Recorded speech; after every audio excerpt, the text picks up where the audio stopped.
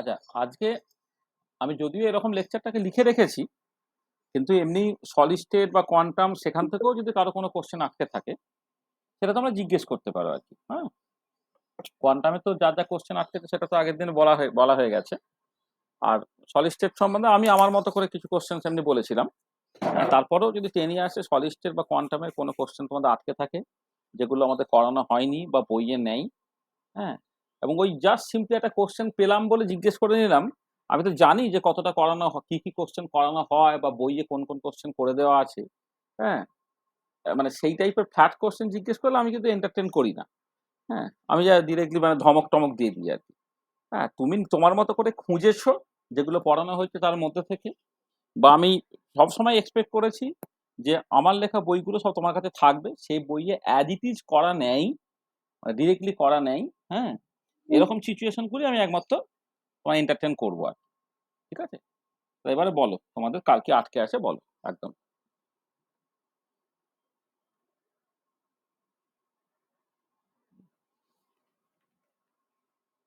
Solid স্টেটে কিছু অসুবিধা আছে, আটকে আছে কিছু সলিডের?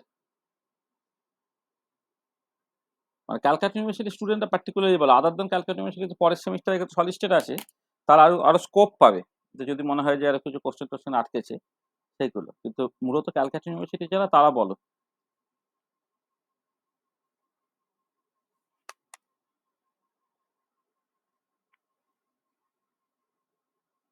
সুয়ার্থী, ওকা, হ্যাঁ বল কিছু আটকেছে? প্রিপারেশন কমপ্লিট, মানে প্রিপারেশন হয়েছে মনে হচ্ছে ঠিকঠাক করে? হ্যাঁ স্যার, মোটামুটি হয়েছে, মানে ভালোই হয়েছে, মোটামুটি বলবো না, ভালোই হয়েছে। ভালোই হয়েছে, ঠিক আছে, ভালো। হ্যাঁ, মানে ভালো করে অত টেনশন করার কিছু নেই, কিছু প্রচুর অল্টারনেটিভস থাকে তো। হ্যাঁ, এবার দু একটা কোশ্চেন, বারবারই বলি, দু একটা কোশ্চেন যদি তুমি দেখো যে মানে এর বাইরে যাচ্ছে, মানে তোমার স্কোপের বাইরে যাচ্ছে, ঘাবড়ে যাবে না, এটা হতেই পারে। হ্যাঁ, যে 100% কোশ্চেন তুমি হয়তো না করতে পারতে পারো, কিছু কোশ্চেন তোমার স্কোপের বাইরে যেতেই পারে আর কি। হ্যাঁ, সেগুলোকে বাইপাস করেও কি করে ফুল মার্কস পাওয়া যায় আর কি, সেইটা তোমাকে ঠিক করতে হবে। হুম। আর কারো কিছু বলো, সলিড স্টেটের যদি কারো কিছু আটকে থাকে বলো, বা কোয়ান্টামে যদি কিছু আটকে থাকে বলো। মানে সলিড স্টেট কোয়ান্টাম সেগুলো তো ছোট ছোট চ্যাপ্টার, সেখানে যদি কিছু আটকে থাকে বলো। এবারে যদি আটকে না থাকে তাহলে আমি আমি আমার নিজে থেকে কিছু, মানে যে টাইপের নিউমেরিক্যাল প্রবলেম গুলো তোমার এই ফেজ ইকুইলিব্রিয়াম থেকে পরে আর কি, আমি আগের দিন কিছু আলোচনা করেছি, আরো কিছু কিছু প্রবলেম অ্যাকচুয়ালি আলোচনা করার দরকার আছে আর কি, সেগুলো করবো। হুম।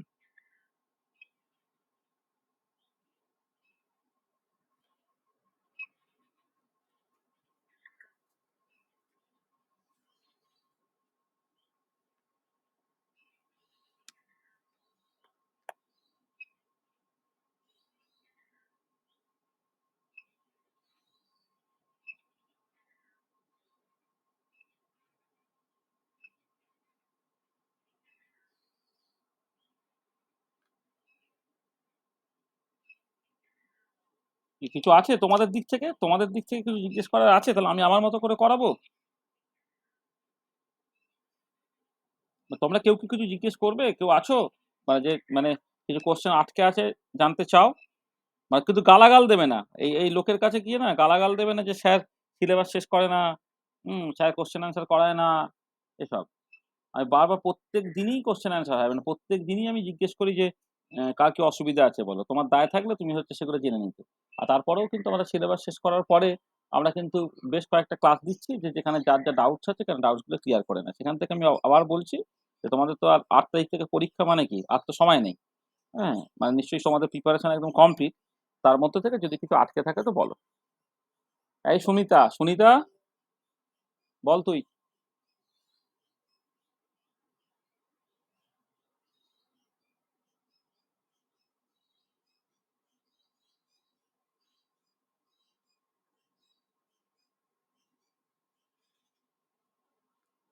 দেখো, আচ্ছা, একটা পার্টিকুলার টাইপ অফ প্রবলেম, যে প্রবলেমটা না তোমার মানে খুব রেগুলার বেসিসে পড়েছে, মানে 3-4 বছর পর পরই এই প্রবলেমগুলো পড়েছে, সেটা হচ্ছে ফেনল ওয়াটার সিস্টেমের প্রবলেম। আচ্ছা, ইমমিসিবল লিকুইডের যে প্রবলেমসটা পড়ে, তো ইমমিসেবল লিকুইড যখন আমি পড়িয়েছিলাম সেখানে সেই রিলেটেড নিউমেরিক্যাল প্রবলেম করিয়ে দিয়েছিলাম, আমি দেখছিলাম ভালো করে আর কি। আর তুমি যখন ফেনল ওয়াটার সিস্টেম নিয়ে কথাবার্তা বলছো, এই ফেনল ওয়াটার সিস্টেমে কিন্তু একটা পার্টিকুলার টাইপ অফ প্রবলেম কিন্তু খুব রেগুলার ইন্টারভ্যালে পড়ে, মানে 3-4 বছর পর পরই পড়ে আর কি। হ্যাঁ, তো সেই টাইপের একটা প্রবলেম আমি একটুখানি করিয়ে দিচ্ছি। ধরো এইটা যেমন ক্যালকাটা ইউনিভার্সিটিতে 2008-এ পড়েছে। হ্যাঁ, প্রবলেমটা হচ্ছে এরকম যে 100 গ্রাম of a 1:1 of a 1:1, এই 1:1 টা হচ্ছে by wait,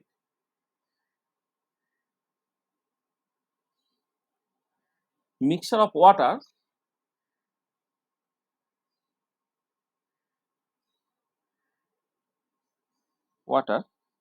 and phenol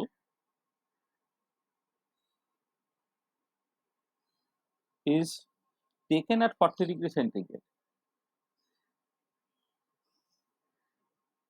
Taken at 40 degree centigrade. It shows two layers.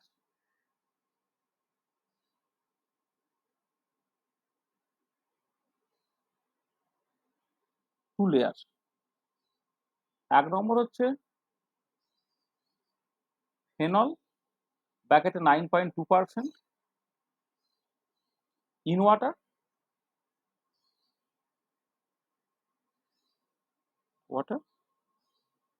and 2 number water 35%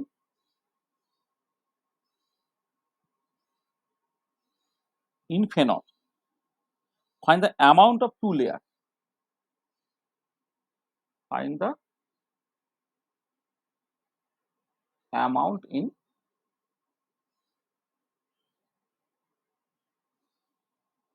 two layers. হ্যাঁ, এটা মানে আচ্ছা আমি প্রবলেমটা লিখে দিই তারপরে বলছি।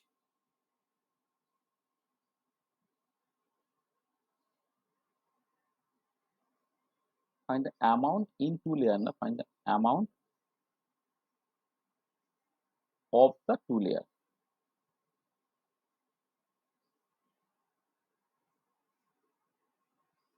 Find the amount of the two layer. Also mark the above. Also mark the above 3% value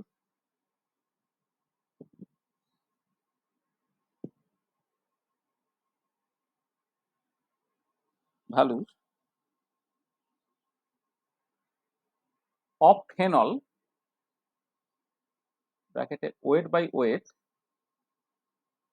in a proper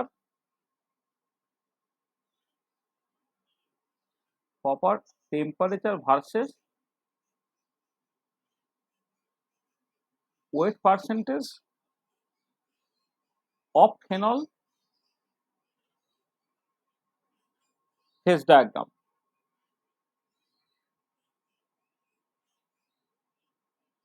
Phase diagram.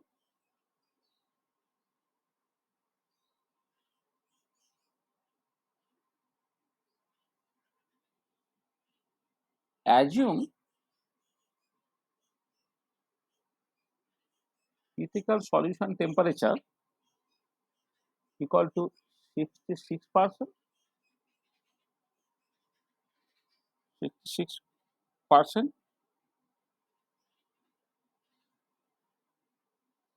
Sorry, 66%, 66 degree centigrade. Critical solution temperature 66 degree centigrade. Or weight percentage of phenol at critical solution temperature equal to 33%. এই হচ্ছে প্রবলেমটা। তাহলে প্রবলেমটা খুব ভালো করে পড়ো। প্রবলেমটা খুব ভালো করে পড়ো, মানে এই টাইপের প্রবলেম একদম একদম মানে শুধু নিউমেরিক্যাল ভ্যালুগুলো একটু এদিক ওদিক করে দেওয়া আছে আর কি। এই টাইপের প্রবলেম তোমার কিন্তু মানে ফেনল ওয়াটার সিস্টেম থেকে এই প্রবলেম, এই পার্টিকুলার নিউমেরিক্যাল প্রবলেমই পড়ে। হ্যাঁ, এবং এটা মোটামুটি রেগুলারলি পড়েছে, মানে প্রত্যেক বছর বা 1 বছর ইন্টারভ্যালে না পড়লেও 2-3 বছর পর পর কিন্তু তোমার পড়েছে। 10 ইয়ার্স তুমি খুললে দেখতে পাবে। ঠিক আছে। এই প্রবলেমটা ভালো করে পড়ে নাও।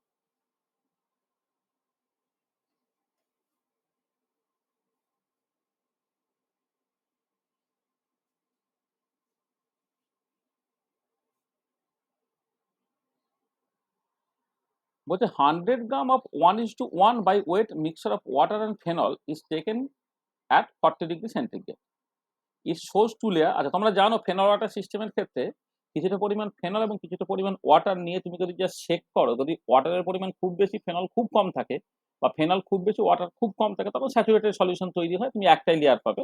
কিন্তু যদি মোটামুটি তাদের একটা মাঝামাঝি অ্যামাউন্টের ফেনল বা ওয়াটার তোমার থাকে, তারা পার্সিয়ালি মিসেবল লিকুইডস তো, দুটো সলিউশন তৈরি হয়, একটা ওয়াটার মানে স্যাচুরেটেড সলিউশন তৈরি হয়, একটা ওয়াটার ইন ফেনল আর একটা হচ্ছে ফেনল ইন ওয়াটার, এবং সেই ওয়াটার ইন ফেনল এবং ফেনল ইন ওয়াটার তাদের একটা কনজুগেট সলিউশন তৈরি হয় আর কি। হ্যাঁ, এবার টেম্পারেচার যদি তুমি চেঞ্জ না করো, তাহলে এই যে দুটো স্যাচুরেটেড সলিউশন তাদের কম্পোজিশন গুলো ফিক্স থাকে, যেটা পাল্টায় মানে ওয়াটার বা ফেনল মানে কন্টিনিউ অ্যাড করে গেলে যেটা পাল্টায় সেটা হচ্ছে টোটাল যে অ্যামাউন্টটা, সেটা হয়তো একটা লেয়ার থেকে আরেকটা লেয়ারে জাস্ট চেঞ্জ হয়ে যায়। মানে হয়তো তুমি প্রথমে ফেনল দিয়ে অল্প পরিমাণ ওয়াটার দিয়েছো, তাতে তুমি যে সলিউশনটা পেলে ওয়াটার ইন ফেনল, সেখানে একটা পার্সেন্টেজ আছে। হ্যাঁ, এবারে তুমি যখন ফেনলের পরিমাণ বাড়াতে থাকছো, তখন আরেকটা স্যাচুরেটেড সলিউশন তৈরি হয়েছে তো, সেটা হচ্ছে তোমার ওয়াটার ইন ফেনল। এবারে যেটা হবে যে ফেনল ইন ওয়াটারের পরিমাণ মানে ওয়াটার ইন ফেনলের পরিমাণটা কমবে আর ফেনল ইন ওয়াটারের পরিমাণটা বাড়বে। এই টোটাল পরিমাণটা যে বাড়া কমা হবে, কিন্তু কম্পোজিশনটা ফিক্স থাকবে, কারণ তোমার টেম্পারেচারটা ফিক্স। আচ্ছা, এবারে যেভাবে বলা আছে দেখো, যে দুটো লেয়ার তুমি কনসিডার করছো, ধরে নাও একটা লেয়ারের মাস হচ্ছে M1 আর একটা লেয়ারের মাস হচ্ছে M2। ধরে নাও তোমার late M1 and M2 are the total amount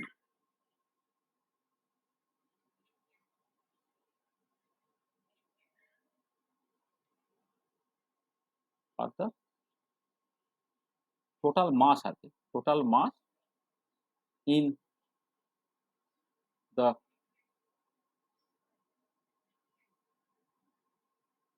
two saturated solutions।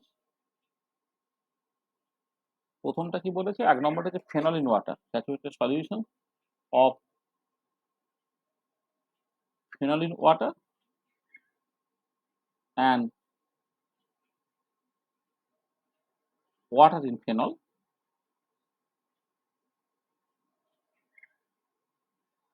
Respective. ঠিক আছে, তো দেখো এবারে এক নম্বর লেয়ারে যেটা যেটা হচ্ছে তোমার এই যে ফেনল ইন ওয়াটার এক নম্বর, এক নম্বর লেয়ারে তোমার বলে দিয়েছে কি না, ফেনল আছে 9.2%, তাই তো?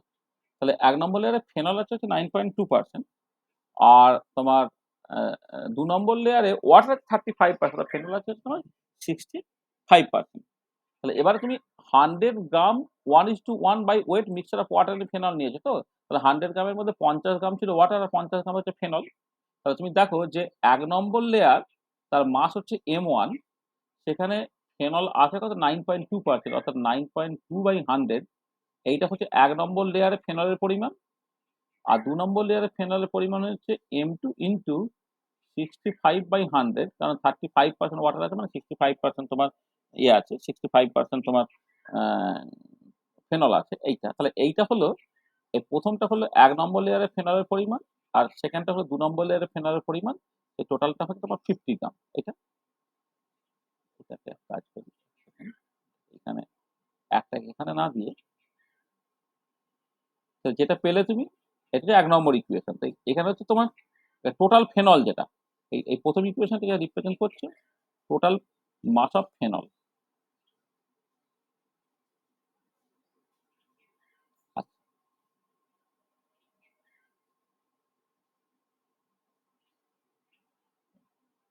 এবার টোটাল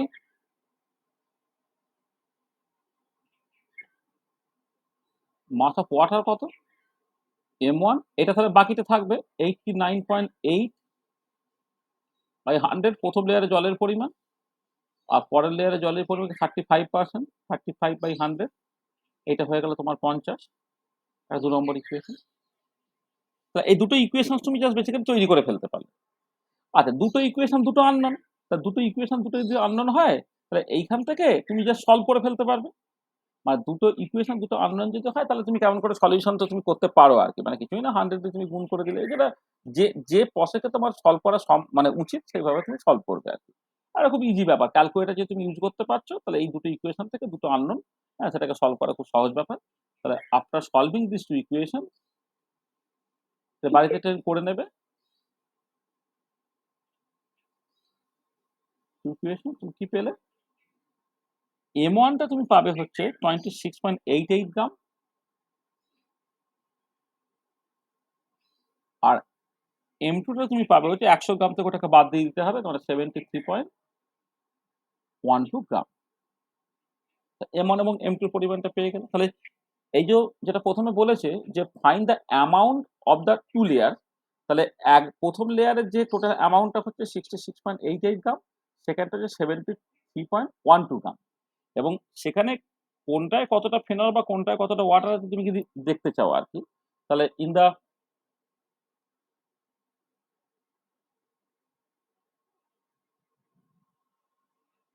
স্যাচুরেটেড সলিউশন না করে আমি এটা লিখি,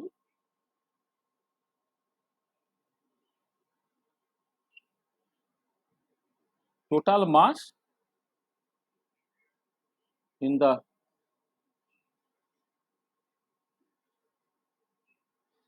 saturated solution of phenol in water is ওই যেটা হলো 26.88 গ্রাম। ইন দিস সলিউশন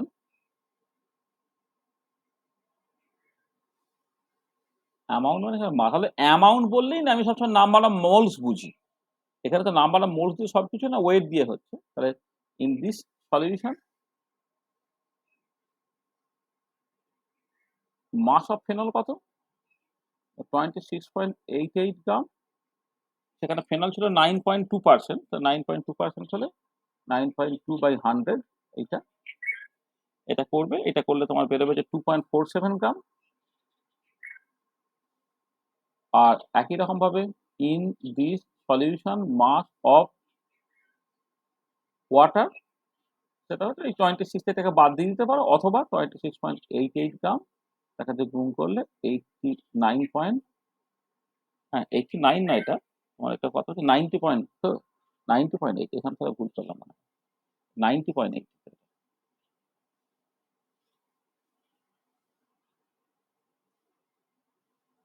90,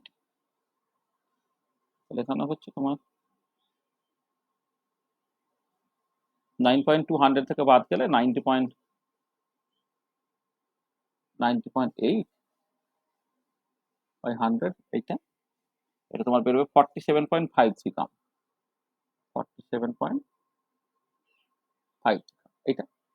আবার ঠিক একই রকম ভাবে total mass in the saturated solution of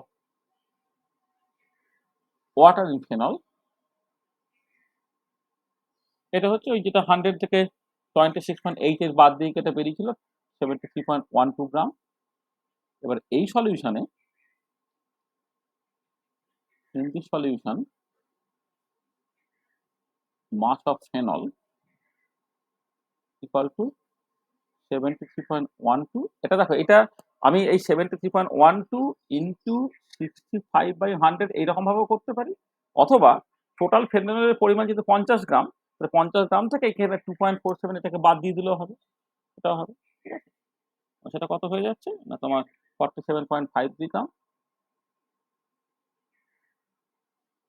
R in this solution mass of water, এটাকে তুমি 73.12 ইন্টু 35/100 এইরকম ভাবে বের করতে পারো, অথবা প্রথম সলিউশনে 47.53 গ্রাম যেহেতু ওয়াটার হয়ে গেছে এটাকে বাদ দিয়ে দিলে এটা করে থাকবে 2.47 গ্রাম।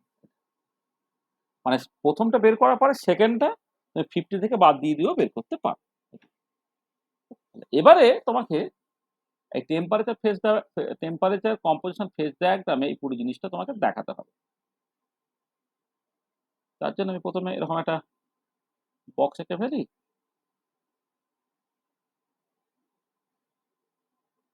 এটা আচ্ছা, প্রথমে যে প্রেসারটাকে ফিক্স করে দিতে হয় ফেজ ডায়াগ্রামে। এখানে এখানে শুধু টেম্পারেচার কম্পোজিশন ফেজ ডায়াগ্রাম করবো, তো তাহলে থ্রু আউট তোমার প্রেসারটা ফিক্স থাকবে। তাহলে প্রেসারটাকে তুমি ফেজ ডায়াগ্রামে প্রথমে ফিক্স করে দাও। স্যার, হ্যাঁ বলো। উপরেরটায় মাস অফ ওয়াটার, ওটা অন্য অ্যান্সার আসছে। মানে তাহলে তাহলে কি ফেনলের পরিমাণটা কি এ অ্যান্সার এসছে? না, ফেনলের ও পরিমাণটা না মনে না না হয় না না, এটা এটা ওকে, ও সরি সরি আপনি না গুণটা না না, ভুল হ্যাঁ আমি এটা ভুল করছি। এটা তো এটা গুণটা ভুল হয়েছে। এটা তো 26.88 থেকে ওটা বাদ হবে। এটা ভুল হয়েছে। কত বলো তো এটা? 24.440। হ্যাঁ 24.40। সরি, এখানে তাহলে ঠিক হবে, দাঁড়াচ্ছে।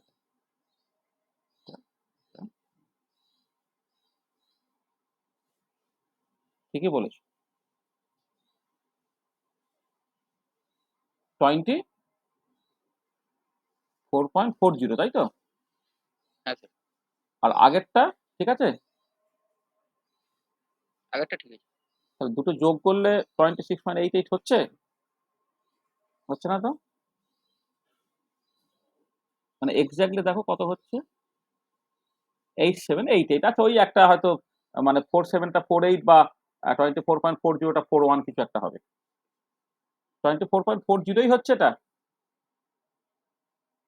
407। 407 মানে 41 আর কি, হ্যাঁ।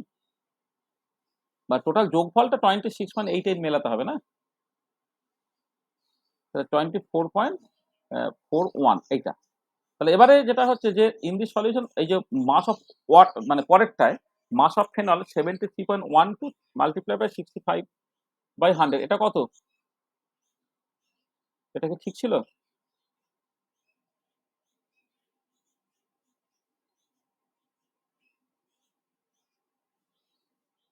বলো এটা কত বলো? 47.528। 53 এটা। তাহলে এবারে যেটা হচ্ছে এটা করলে কত হবে বলো এটা?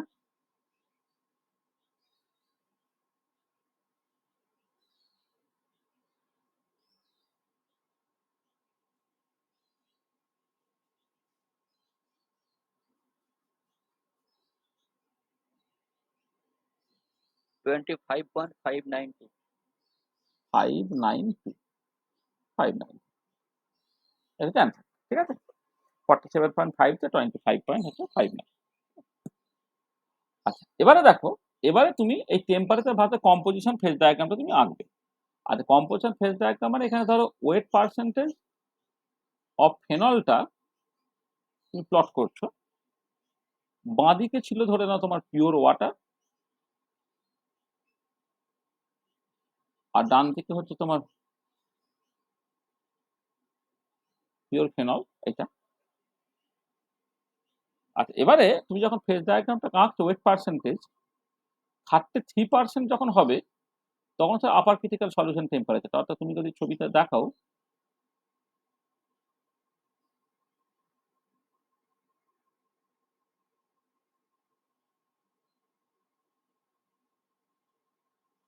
এই যেটা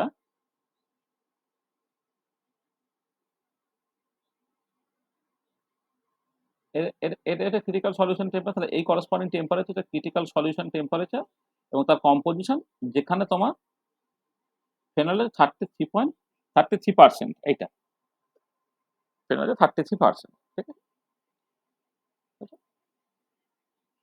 আচ্ছা, এবারে তোমার এবং এই যে টেম্পারেচারটা, সরি, এই যে টেম্পারেচারটা আপার ক্রিটিক্যাল সলিউশন টেম্পারেচার, এবং সেই আপার ক্রিটিক্যাল সলিউশন টেম্পারেচার ভ্যালুটা হচ্ছে 66 ডিগ্রি সেন্টিগ্রেড লেখা আছে, তো 66 ডিগ্রি সেন্টিগ্রেড, মানে এই টেম্পারেচারটা অ্যাকচুয়ালি তোমার 66 ডিগ্রি। আচ্ছা, এবারে তোমাকে কি করতে বলেছে না, 40 ডিগ্রিতে তোমাকে দেখতে বলেছে। তাহলে এটা ধরো তুমি তিন ভাগের এক ভাগ মোটামুটি ভাবে করে দাও। 40 মানে এরকম একটা ধরো, এই টেম্পারেচার ধরে নাও 40 ডিগ্রি সেন্টিগ্রেড, এটা। 40 ডিগ্রি সেন্টিগ্রেড তুমি কি করলে, একটা টাই লাইন টানো। এটা হচ্ছে একটা টাই লাইন, মানে কম্পোজিশনের সাথে প্যারালাল লাইন, টাই লাইন। এবারে এইখানে দেখা যায় দুটো পয়েন্টে এটা কাট করেছে, এখানে কাট করছে একটা, আর এইখানে কাট করছে একটা, ঠিক আছে? একে দু জায়গায় কাট করলো, তাহলে এই দুটো সলিউশন, যে প্রথম যে সলিউশনটা দেখো যেখানে ফেনলের পরিমাণটা কম আছে, মাত্র 9%, 9.2% আছে এইটা। আর এই যে সলিউশনটা সেটা হচ্ছে saturated solution of phenol in water, যেখানে ফেনল কম আছে, ওয়াটার বেশি আছে। আর saturated solution water in phenol, সেখানে ফেনলটা কত আছে না 30, ফেনলটা 65%। তো এই হচ্ছে তোমার ছবিটা, ফেজ ডায়াগ্রামে দেখানো মানে হচ্ছে এই হচ্ছে তোমার ধরো যেটা পিক, যেটা ক্রিটিক্যাল সলিউশন টেম্পারেচার, সেই টেম্পারেচারটা 66 ডিগ্রি সেন্টিগ্রেড, তার করসপন্ডিং কম্পোজিশন 33 ডিগ্রি সেন্টিগ্রেড। চেষ্টা করবে যে 50%-এর থেকে বাঁদিক করে আঁকতে পিকটাকে, যাতে করে 33% বুঝতে পারে। মানে এইটা তো 0 থেকে আস্তে আস্তে 100%-এর দিকে যাচ্ছে ফেনলটা, তা 9.2, 33, 65 যেন কোয়ালিটেটিভলি অ্যাটলিস্ট কারেক্টটা হয় আর কি। এই জন্য পিকটাকে একদম মাঝখানে না করতে বাঁদিক ঘেঁষা তুমি করলে। এবারে তুমি 40 ডিগ্রি সেন্টিগ্রেড একটা টাই লাইন, কনস্ট্যান্ট টেম্পারেচার লাইন বা টাই লাইন তুমি আঁকলে, সেটা দুটো কার্ভটাকে দুটো জায়গায় কাট করছে। তো এই যে পয়েন্টটা, তার করসপন্ডিং যে ফেনলের পার্সেন্টেজ 9.2% এবং ওয়াটার হচ্ছে 90.8%, আর এইখানে হচ্ছে ফেনল হচ্ছে 65% আর ওয়াটার করলে হচ্ছে 35%। এই হচ্ছে তোমার করসপন্ডিং ফেজ ডায়াগ্রাম। বুঝতে পারলে? হুম। হ্যাঁ স্যার। তাহলে এই পার্টিকুলার টাইপের প্রবলেম দেখো ফেনল ওয়াটার সিস্টেম থেকে নিউমেরিক্যাল প্রবলেম পড়লে এই পার্টিকুলার টাইপের প্রবলেম তোমার পড়বে। এক সেকেন্ড।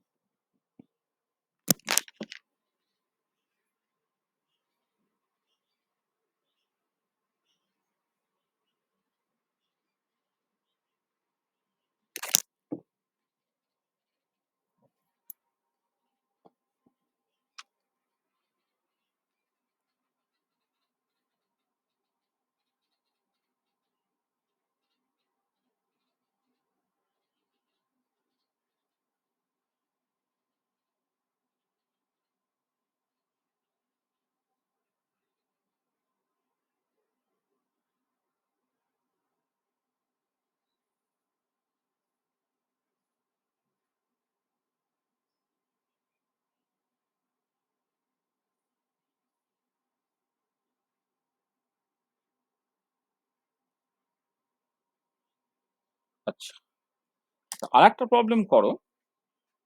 আর ইমমিসিবল লিকুইডের যে প্রবলেম, ইমমিসিবল লিকুইডের প্রবলেম কিন্তু আমি তোমাদের মোটামুটিভাবে যখন পড়িয়েছিলাম তখন করে দিয়েছিলাম। হ্যাঁ, সেখানে ওটার এখানে নতুন করে আমি করছি না।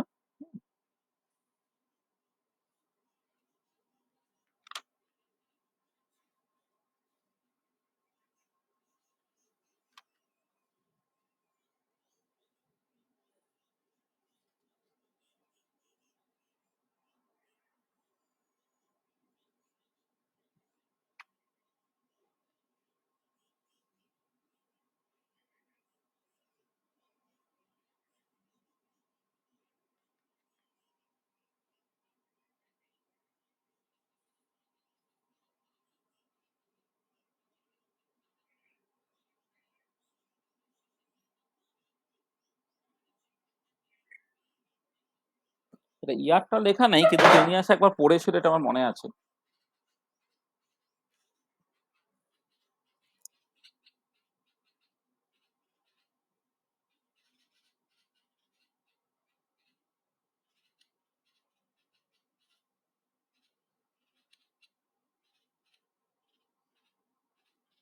বলছে if we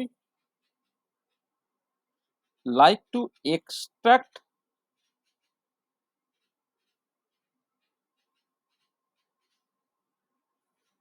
at a time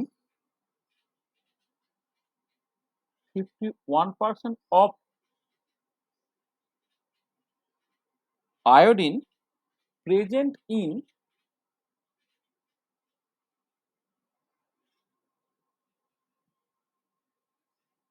100 ml of an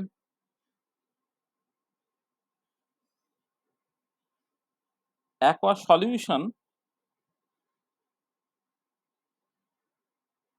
of the same,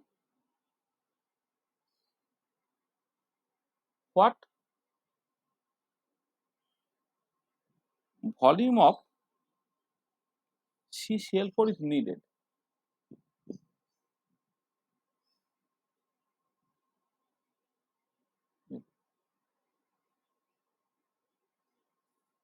given that at experimental temperature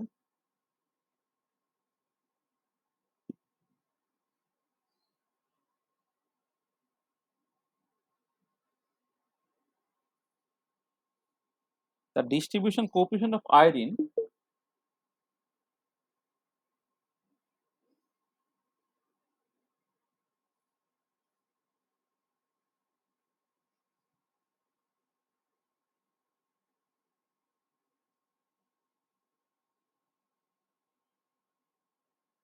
in between CCl4 and water is 85. প্রবলেমটা খুব ভালো করে পড়ে, এটা হচ্ছে নাশ ডিস্ট্রিবিউশন ল এর প্রবলেম, হ্যাঁ, বা সলভেন্ট এক্সট্রাকশনের প্রবলেম।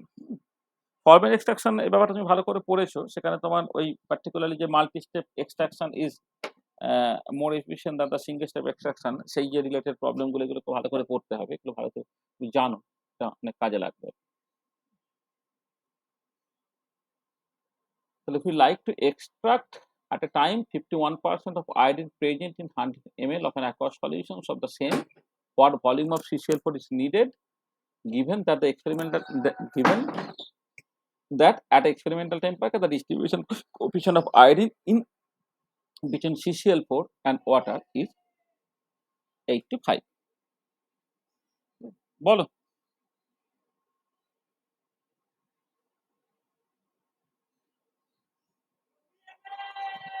তো দেখো তাহলে এই ধরনের প্রবলেম কি করে করবে, এই প্রবলেমটা হচ্ছে ফর্ম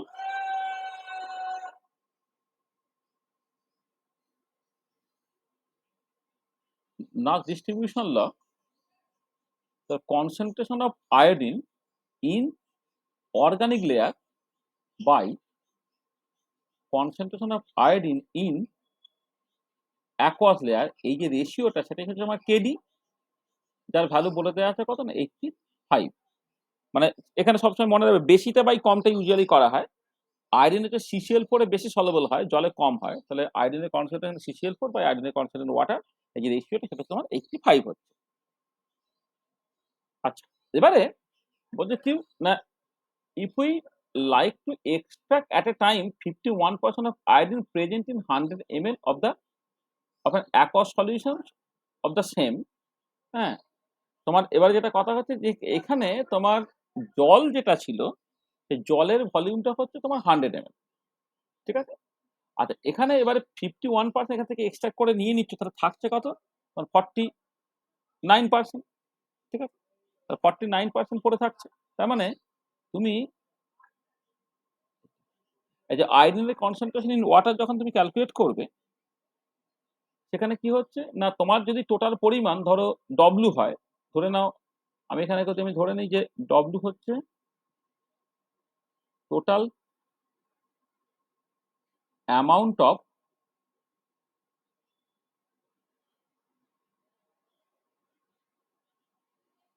আয়োডিন, টোটাল অ্যামাউন্ট বলতে পারো, টোটাল নাম্বার অফ মোলস বলতে পারো, যা খুশি, মানে এটা নাম্বার অফ মোলস দিয়ে বললেও হবে। টোটাল অ্যামাউন্ট বা টোটাল অ্যামাউন্টটাকে ডব্লু সিম্বল ইউজ না করে আমি ধরো এন বললাম, এনটা হচ্ছে টোটাল অ্যামাউন্ট অফ আয়োডিন যেটা হয়, তাহলে জলে কতটা, তার 49%, তার মানে 49 বাই 100 ইন্টু এন, এতখানি অ্যামাউন্ট আছে, তাকে তোমাকে ভাগ করতে হবে কত দিয়ে, করসপন্ডিং অ্যাকোয়াস লেয়ারের যে টোটাল ভলিউমটা দিয়ে, সেটা 100 দিয়ে, ঠিক আছে। তাহলে দেখো কি বললাম যে টোটাল অ্যামাউন্ট অফ আয়োডিন যদি তোমার এন হয়, মানে এন মোল হয়, তাহলে অ্যাকোয়াস লেয়ারে আয়োডিন অ্যাকচুয়ালি কতটা আছে, 49%, কারণ 51% তুমি এক্সট্রাক্ট করে নেবে বলছো, তো 49% পড়ে থাকে, তাহলে 49/100 ইন্টু এন ডিভাইডেড বাই 100 এইটা। আর CCl4 দেয়ালে কত চলে গেছে, 51%, তাহলে 51/100 ইন্টু এন, এইটা ডিভাইডেড বাই, ধরে নাও এবার যতখানি ভলিউমের আয়োডিন তোমাকে মেশাতে হবে সেটা হচ্ছে তোমার ভি, এইটা। This should be equal to KD equal to 85। তাহলে এবারে এখানে কি হচ্ছে না, এখানে তুমি খেয়াল করে দেখো, এখানে এন তোমার বাদ চলে গেল, তাহলে 51/49 হলো, এই যে 1/100 তোমার কেটে চলে যাবে, তাহলে এবারে উপরে চলে যাচ্ছে হচ্ছে এইখানে তোমার একটা 100 চলে এলো, এখানে একটা এখানে একটা 100 চলে এলো, আর এখানে তোমার এটা চলে আসছে কত, এখানে তোমার একটা ভি ভি চলে আসছে, এইটা সেটা তোমার 85। সেখান থেকে ভিটাকে বের করতে হবে, সেটা কত হবে, 51 into 100 divided by 49 into 85। 51 into 100 by 49 into 80, এটা তাহলে কত হচ্ছে, এটা করে দেখো 1.224 মিলিলিটার হচ্ছে অ্যান্সার। মানে এটা তুমি মিলিলিটারে লিখলে এটা, হ্যাঁ, তার মানে এটা তোমার আলটিমেটলি যখন বের করবে তোমার মিলিলিটারে বেরোবে, এটা 1.224 মিলিলিটার, এটা হচ্ছে answer। ঠিক আছে? তার মানে এখানে দেখো সলভেন্ট এক্সট্রাকশনের একটা নোশন আছে, তার সঙ্গে সঙ্গে বেসিক্যালি যেটা দরকার যে নাস ডিস্ট্রিবিউশন লস, সেটাকে কাজে লাগিয়ে তুমি প্রবলেমটাকে করছো আর কি। মানে concentration of iodine in CCl4 layer by concentration of iodine aqueous layer, এই যে রেশিওটা সেটাকে কেডি, এটা তুমি মাথায় রাখো, তার মতো করে প্রবলেমটাকে করলে। এটা দেখবে 2 নম্বরের কোশ্চেন হিসেবে একবার টেনে আসে, এই নিউমেরিক্যাল প্রবলেমটা দিয়েছিল, এখানে ইয়ারটা লেখা নেই এর মধ্যে, যেটা পড়া প্রবলেম পরীক্ষা। তাহলে এখান থেকে তোমার ওই যেটা বললাম যে ফেনল ওয়াটার সিস্টেমে ওই পার্টিকুলার টাইপের প্রবলেম পড়ে। ইমমিসিবল লিকুইড, যে ইমমিসিবল লিকুইড আমি যে ক্লাসটা নিয়েছিলাম সেই ক্লাসের মধ্যে দেবে ইমমিসিবল লিকুইডের যে পার্টিকুলার টাইপের প্রবলেমটা পড়ে সেটা করে দেওয়া ছিল। আর তোমার নাস ডিস্ট্রিবিউশন ল, সেইখান থেকে কিছু নিউমেরিক্যাল প্রবলেমস আছে, সেটা আমি এখান থেকে তোমায় বলে দিলাম। ঠিক আছে?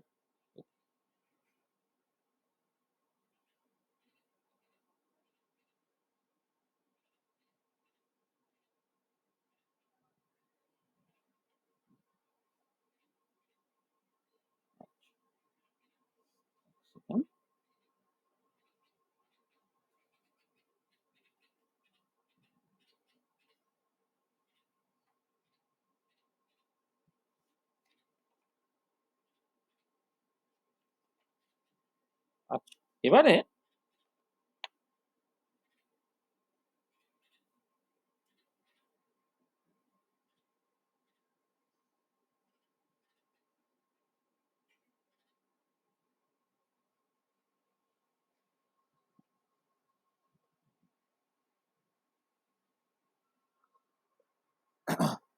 একটা রাউলস ল থেকে প্রবলেম বলি।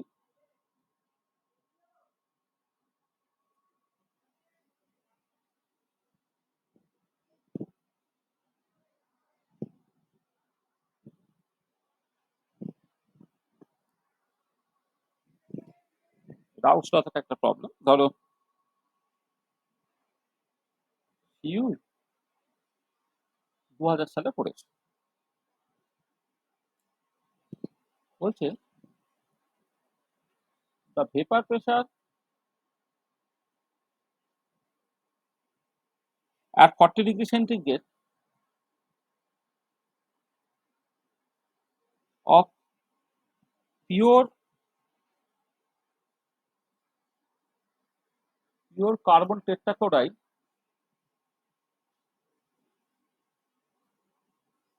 and cyclohexane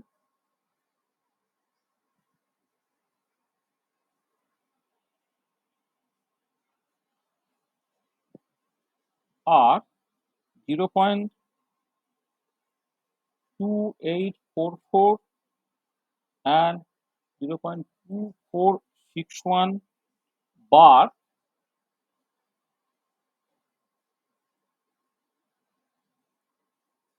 respectively.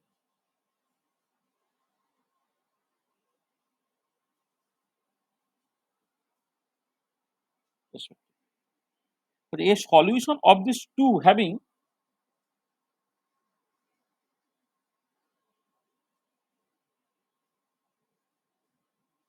of these two having 0.4753 mole fraction of CCl4 in composition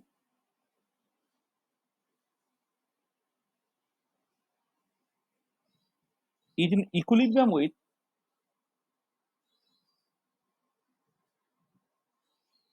the vapor at 40 degree centigrade.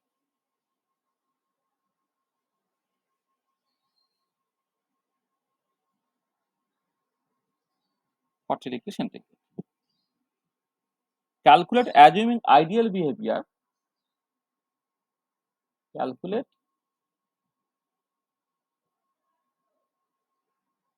assuming ideal behavior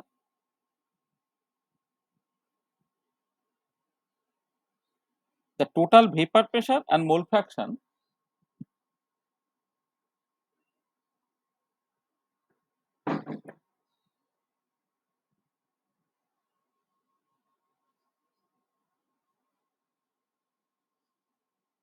the vapor pressure and mole fraction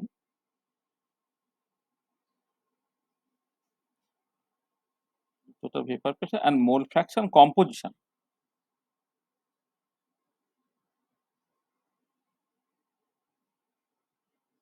of the vapor at equilibrium.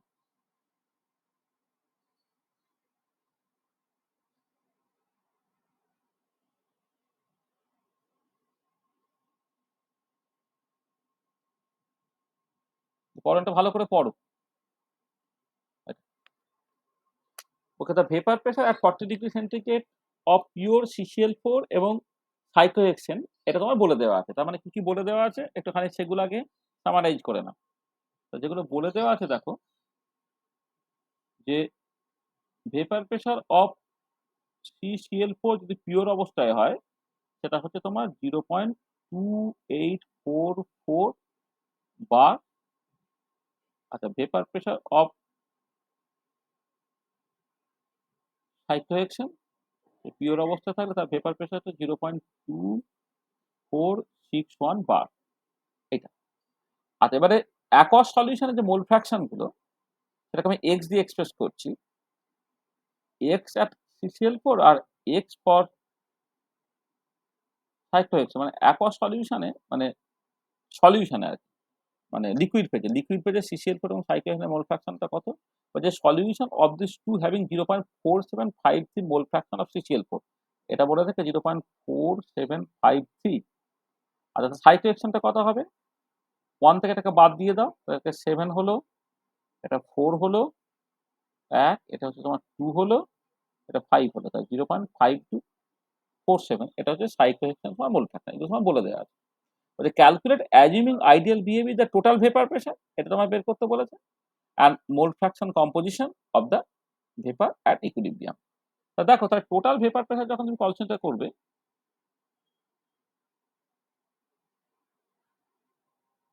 Total vapour pressure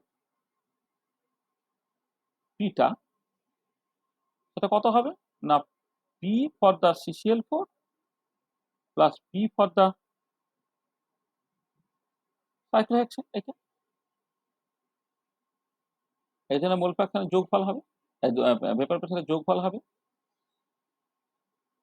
আচ্ছা, এবারে রাউস ল partial pressure থেকে তোমার এইটা হচ্ছে কত, মোল fraction of CCl4 into CCl4 এর pressure, মানে actual vapour প্রেসারটা plus mole fraction of cyclohexane into pure যে সাইক্লোহেক্সেন তার ভেপার প্রেসার। মনে আছে তো, মানে ফ্রম রাউস ল, হ্যাঁ, রাউস ল তুমি যদি আইডিয়ালি বিহেভ করে তাহলে তোমার পি হচ্ছে এক্স এ পিএসটা প্লাস এক্স বি পিবিসটা, সেই জায়গাতে আমি ব্যবহার করি। এখানে যেটা এক্স অফ CCl হচ্ছে 0.4753 ইন্টু 0.2844 এইটা বার, প্লাস এটা হচ্ছে 0.5247 ইন্টু 0.2461 বা এইটা। এবারে এইটা যোগ করে কত হচ্ছে দেখে নাও, সেটা হবে টোটাল ভেপার প্রেসার।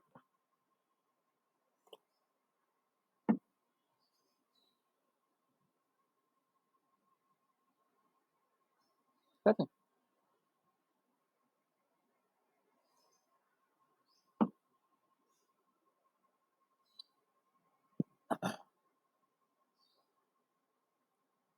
কত হলো?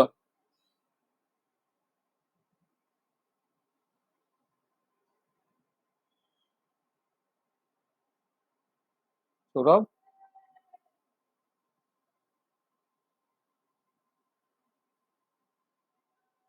0.2643. 2643 এত বার। এবারে তোমার mole fraction in the vapour phase যখন তুমি ক্যালকুলেট করবে, মোল ফ্র্যাকশন ইন ভেপার ফেজ, ধরো এটা আমি ওয়াই দিয়ে এক্সপ্রেস করছি, ওয়াই ফর CCl4 কি হবে? CCl4 এর প্রেসার বাই টোটাল প্রেসারটা। CCl4 এর প্রেসার কত? x CCl4 into P star CCl4 divided by total vapour pressure আমি এখানে ক্যালকুলেট করে ফেলেছি, সেটা হচ্ছে 0.2643, 0.2643 বার। এটা কত হচ্ছে তাহলে? এটা হচ্ছে তোমার এই যে এখানে 0.4753, 0.4753 ইন্টু এখানে হচ্ছে তোমার 0.2844, 0.2844 বার ডিভাইডেড বাই 0.2643 বার। এটা কত বেরোচ্ছে বলো?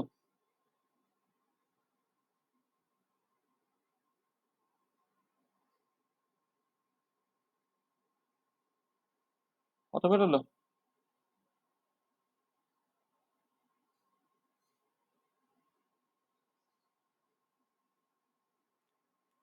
0.5114. 0.5114। তাহলে এটা 1 মাইনাস এটা করে ফেলো,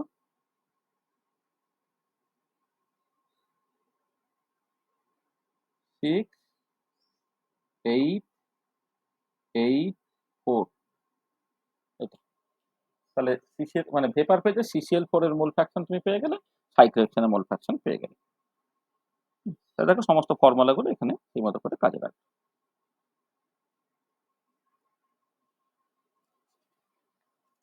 মানে মূলত রাউলস ল এর প্রবলেম।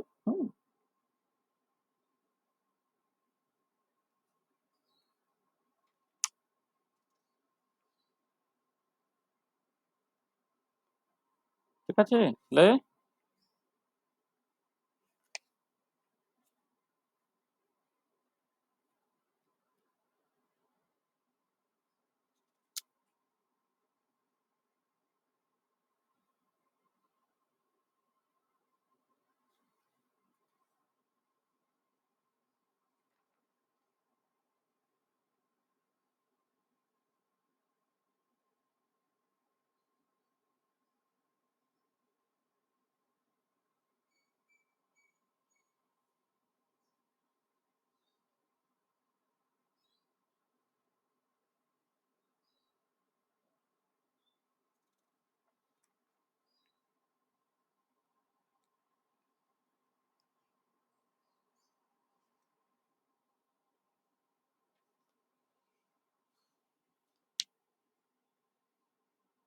তাহলে একটা প্রবলেম করো।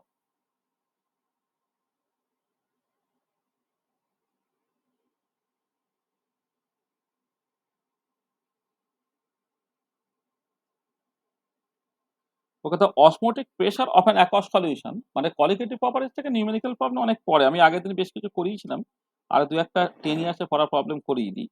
দ্য অসমোটিক প্রেসার, এটা হচ্ছে তোমার সিইউ 2014 পড়া।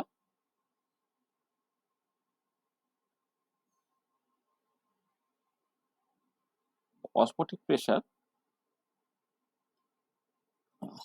Of an aqueous solution of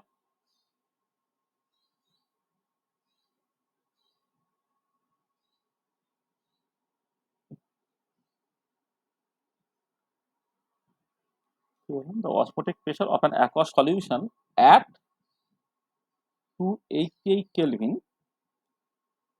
is 99.0 kilo Pascal. বলছে calculate the freezing point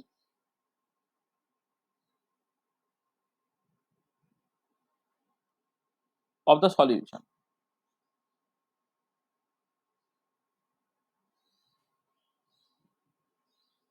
given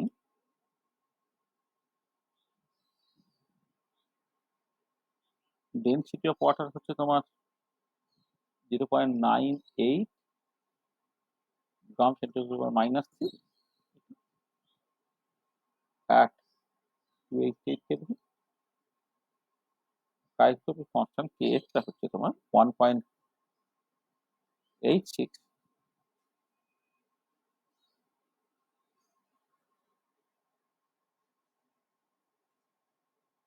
Kelvin kg mole inverse।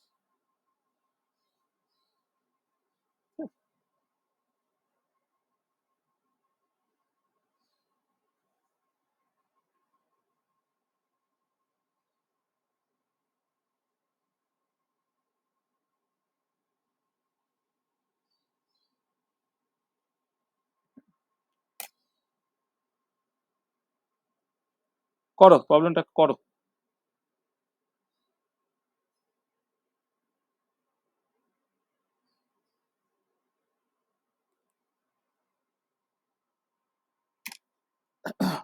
তো অস্মোটিক প্রেসারটা তোমার বলে দেওয়া আছে, সেখান থেকে তোমাকে ডিপ্রেশন অফ ফ্রিজিং পয়েন্ট মানে ডিপ্রেশন অফ ফ্রিজিং পয়েন্টটাকে ক্যালকুলেট করতে হবে। এবার জলের জন্য তো এমনি ফ্রিজিং পয়েন্ট যেহেতু তোমার 100°C বা 273 কেলভিন বা 273.15 কেলভিন, কত টাকা ডিপ্রেশন হচ্ছে দেখে, হ্যাঁ, সেটা তোমাকে জাস্ট এ দিতে হবে। আচ্ছা, বলো যেটা করবে।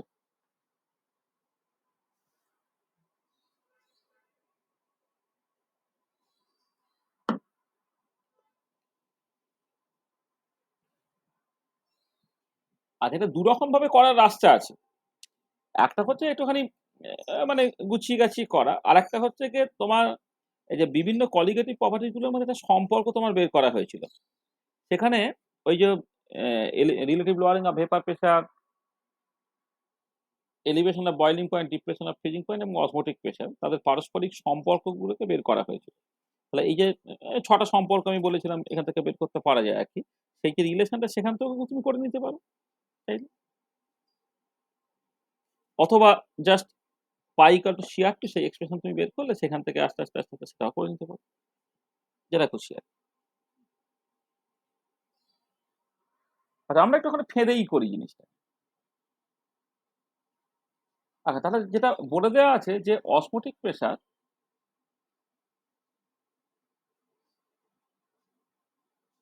পাই এর এই ফর্মুলাটা তোমার মনে আছে, পাই ইকুয়াল টু C2 ইন্টু আর, এটা তোমার মনে আছে। আচ্ছা, এবারে যদি এখানে টেম্পারেচার বলে দেয়, অসমোটিক প্রেসার যদি তোমায় বলে দেয়, সেখান থেকে তুমি C2টা কিন্তু বের করে ফেলতে পারবে, কনসেন্ট্রেশনটা বের করে ফেলতে পারবে। তাহলে এখান থেকে তুমি ধরো কনসেন্ট্রেশনটাকে বের করলে সেটা হচ্ছে পাই বাই আরটি। পাইটা কত না 90.0 into 10⁻³ pascal newton metre to the power -2। আরটা হচ্ছে 8.314 জুল পার কেলভিন পার মোল, এটা হচ্ছে 288 কেলভিন।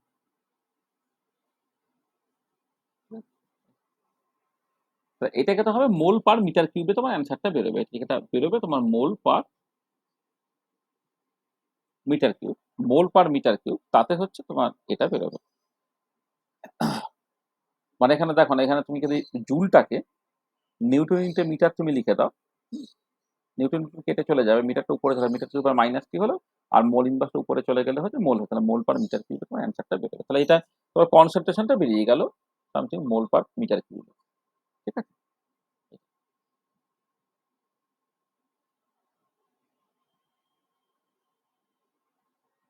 ঠিক আছে।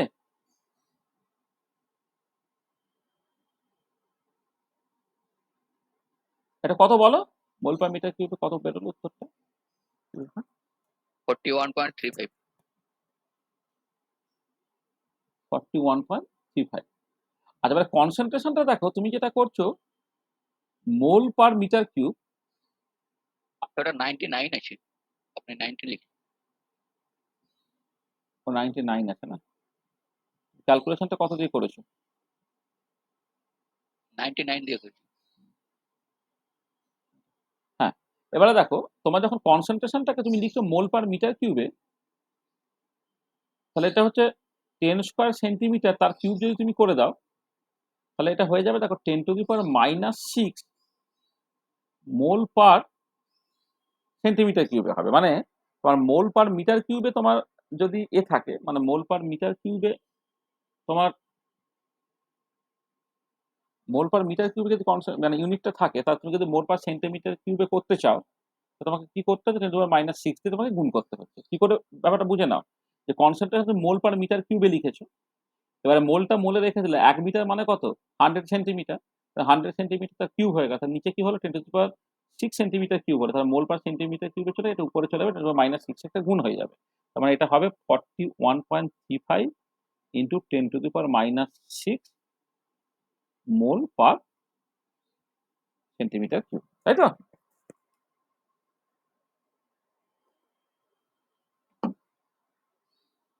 হচ্ছে কনসেন্ট্রেশন আমি মোল পার মিটার কিউবে না করে মোল পার সেন্টিমিটার কিউবে বের করে রাখলাম।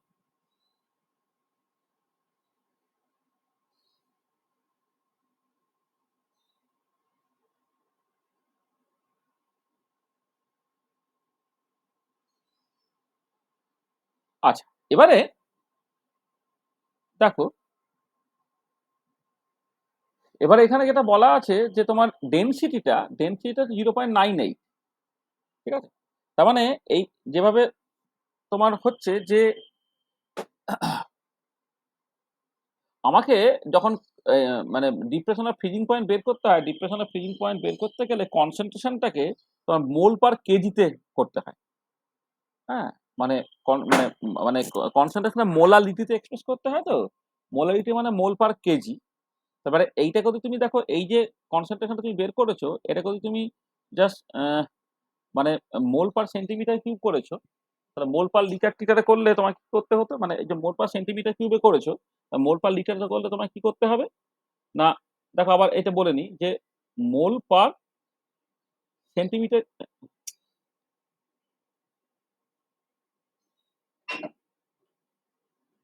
মোল পার সেন্টিমিটার কিউবে তুমি জাস্ট কনসেন্ট্রেশনটাকে বের করেছো।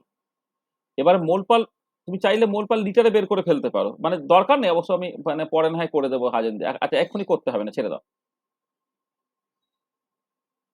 মোল পার সেন্টিমিটার কিউবে বেরোলো। হুম, আচ্ছা, এবারে দেখো যে তোমাকে যখন মানে এইটা মানে হচ্ছে তোমার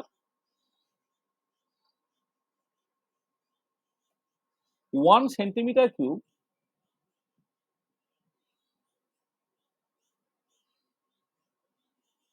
ইকুয়াল টু 0.98 গ্রাম। এই যে জলের ডেনসিটি 0.98 গ্রাম পার সেন্টিমিটার কিউব, মানে কি 1 সেন্টিমিটার কিউবের মধ্যে কতখানি মাস থাকে না, 1 সেন্টিমিটার কিউবের মধ্যে তোমার মাস যেটা থাকবে সেটা 0.98 গ্রাম।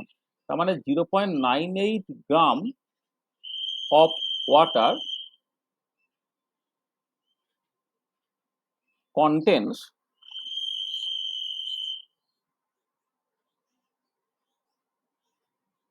41.35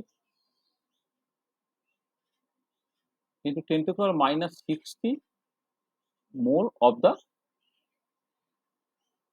সলিড। এইটা তো এবারে তোমার করতে হবে 1 KG 1000 gram of water content 41.35 into 10⁻6 by 0.98 into 1000 এত মোল অফ দ্য সলিউট। এটা তাহলে যেটা বেরোবে, তাহলে 1000 গ্রাম সলভেন্ট কত মোল সলিউট কন্টেন্ট করে সেটা হবে মোলালিটি। তাহলে হেন্স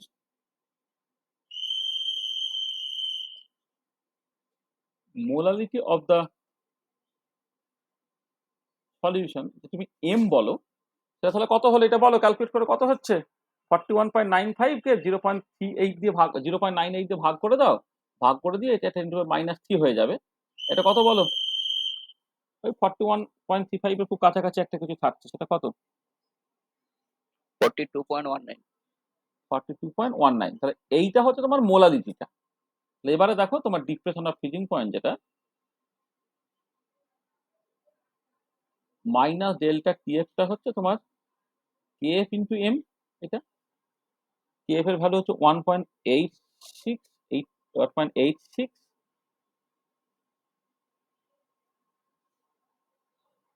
আচ্ছা এইটা ইউনিটটা কত হবে? মোলারিটিটা হচ্ছে মোল পার কেজিতে। তাহলে মাইনাস ডেল্টা টি হচ্ছে কেএফ ইন্টু এম, কেএফটা হচ্ছে 1.86 বললাম তো নাকি? 1.86 কেলভিন কেজি মোল ইনভার, তার সঙ্গে গুণ হলো কত 42.19 ইন্টু 10⁻³ মোল পার কেজি। এটা করে কত বেরোচ্ছে?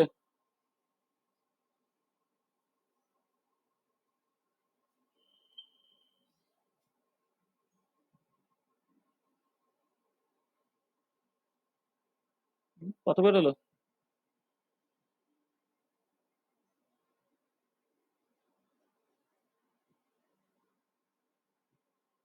0.078। 0.078 এত কেলভিন এটা। তাহলে তোকে বের করতে বলেছে কি ফ্রিজিং পয়েন্টটা তো। দেখো the osmotic pressure of solution এত এত calculate the freezing point of the solution. তাহলে freezing point of the solution কত হবে? Freezing point of the solution হচ্ছে তোমার এমনিতে হচ্ছে 273.15 কেলভিন, তার সঙ্গে বিয়োগ হলো কত, এটা পিওর ওয়াটারে, তার সঙ্গে বিয়োগ হলো 0.078 কেলভিন। এইটা এটা করে কত বের হচ্ছে সেটা লিখে দাও।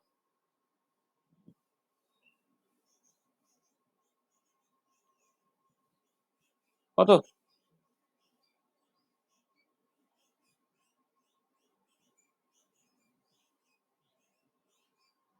273.072। এটা লিখতে হবে। তাহলে এইটা এইরকম ভাবে তুমি করতে পারলে, অথবা তোমার ফেদে করলাম আর কি, মানে আমাকে আলটিমেটলি ডিপ্রেশন আর ফ্রিজিং পয়েন্টটাকে বের করতে হবে, তার জন্য মোলারিটিটা লাগবে। তাহলে মোলারিটিটাকে বের করার জন্য এই অসমোটিক প্রেসার এক্সপ্রেশন থেকে কনসেন্ট্রেশন বের করলাম, কনসেন্ট্রেশন থেকে ডেনসিটি দিয়ে তোমার ডেনসিটিটাকে কাজে লাগিয়ে তোমার যেটা মোল পার লিটার ছিল সেটা মোল পার কেজি তুমি করে ফেললে।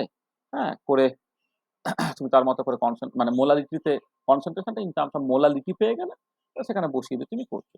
অথবা কেউ এটাকে একদম ডিরেক্টলি কারো কিছু মনে থাকতো যে অসমোটিক প্রেসারের সঙ্গে ডিপ্রেশনের ফ্রিজিং পয়েন্টের যে রিলেশনটা আর কি, রিলেশনটা কিছু থাকে, সেখান থেকে সে ডিরেক্টলি ব্যবহার করে দিতে পারে। তাহলে হুম,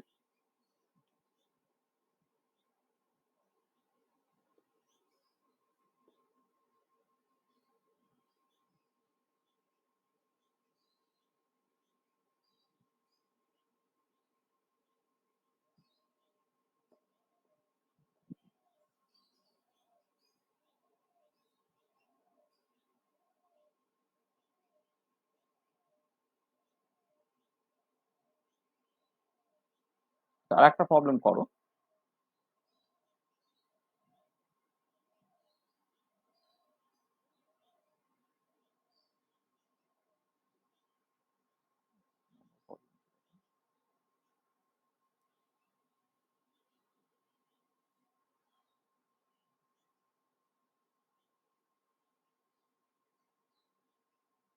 সিউ 2004-এ পড়ে। Okay, the vapour pressure of A is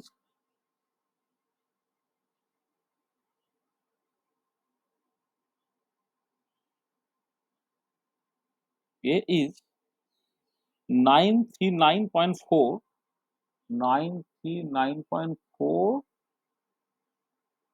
millimeter Hg, and that of B is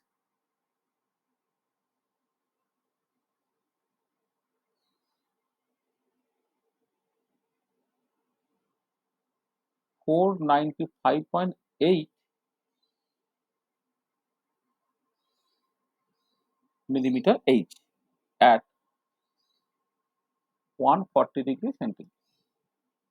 Assuming that they form an ideal solution,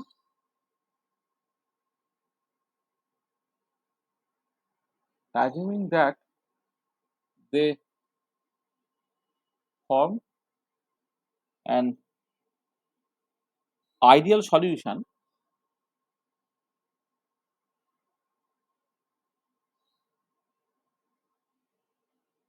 what will be the composition of the mixture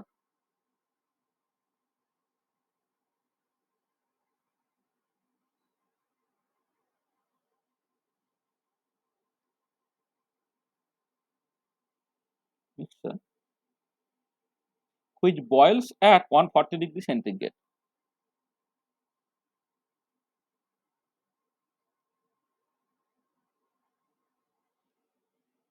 Okay. Under 1 atmosphere. তার সঙ্গে বলছে what will be the composition of the vapor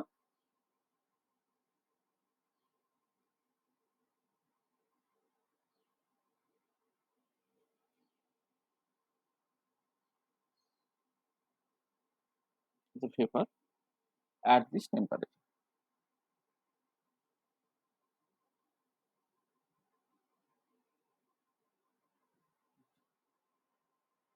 তা দেখো প্রবলেমটাকে করো ঠিক করে, ভালো করে পড়ে নাও প্রথমে, করে কি করে করবে বলো। তা ভেপার প্রেসার অফ এ বলে দেওয়া হয়েছে, ভেপার প্রেসার অফ বি বলে দেওয়া হয়েছে, মানে পিওর আর কি, পিওর পিওর বলে দেওয়া হয়েছে।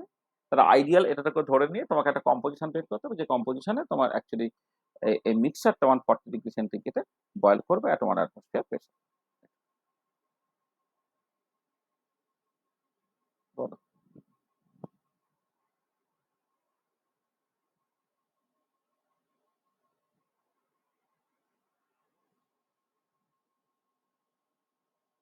বলো, কেউ কেউ কিছু বলবে, হিন্টস দাও।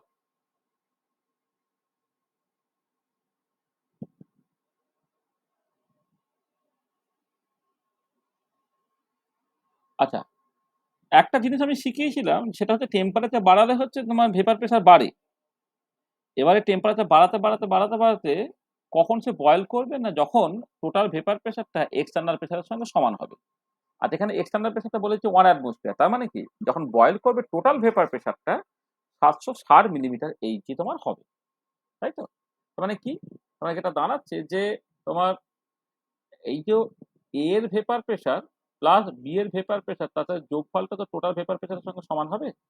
তো এ এর ভেপার প্রেসার হচ্ছে এ এর মোল ফ্র্যাকশন ইন্টু এ এর পিওর অবস্থা ভেপার প্রেসার, বি এর মোল ফ্র্যাকশন ইন্টু বি এর পিওর অবস্থা ভেপার প্রেসার, এই যোগফলটা হতে হবে যে টোটাল ভেপার প্রেসারের সঙ্গে সমান হতে হবে।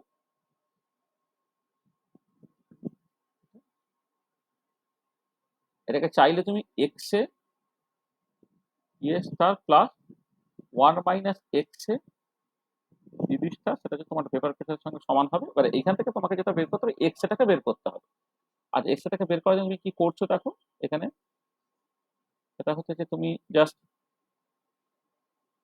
X A B star plus B star minus X A B star equal তোমার পি হয়ে গেল। সেখান থেকে এক্স এটা তুমি পেয়ে যাচ্ছ কত, E minus P star divided by P star minus P star. দেখো তো এই ক্যালকুলেশনটা ঠিক আছে কিনা, মানে এই যেটা লিখেছি ফর্মুলাটা, এই ফর্মুলাটা ঠিক করলাম কিনা। টোটাল ভেপার প্রেসার এক্সটার্নাল প্রেসারের সঙ্গে সমান হতে হবে, তবে সে বয়েল করবে। এবারে আইডিয়াল সলিউশন সে রাউলসটা ওবে করছে, সেখানে পি এটা হচ্ছে X A P star, P beta হচ্ছে এক্স বি পি স্টার। আর বাইনারি সলিউশনের জন্য এক্স বিটা হচ্ছে 1 মাইনাস এক্স আমি করে দিলাম, তার মানে X A P star plus 1 minus X A P star, এটা যে পি এর সঙ্গে সমান হলো। X A P star plus এখানে P star minus X A P star equal to P হয়ে গেল। তো পি স্টারটা এদিকে পাঠিয়ে দিলে পি মাইনাস পি স্টার হয়ে গেল, এক্স এ কমন নিলে P star minus P star হয়ে গেল। তাহলে এবারে টোটাল ভেপার প্রেসারটা হচ্ছে 760 মিলিমিটার এইচজি। বি যেটা তার ভেপার প্রেসার ছিল 495.8, আর নিচে কি রইল, নিচে হচ্ছে এ মাইনাস বিটা মানে 936.4 মাইনাস 495.8, এইটা করে যেটা বেরোবে, ঠিক আছে? এটা করে দেখো কত বেরোচ্ছে, এটা হচ্ছে এর মোল ফ্র্যাকশনটা কত বেরোচ্ছে দেখে নাও।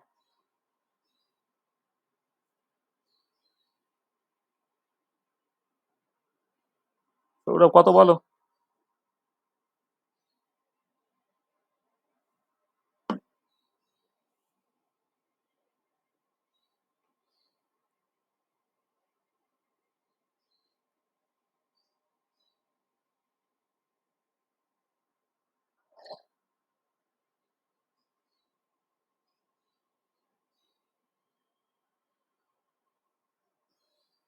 কত সৌরভ?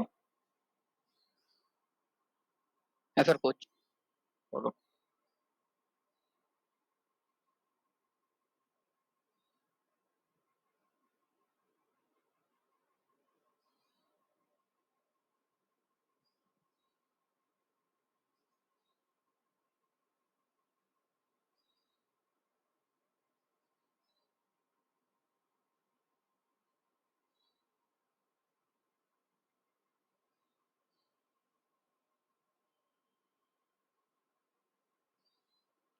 0.596।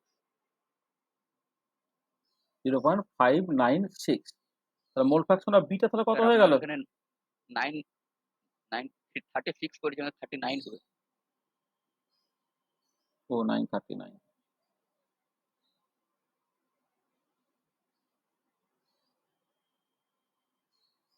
হ্যাঁ, এক্স বিটা হচ্ছে 1 মাইনাস এক্স এ।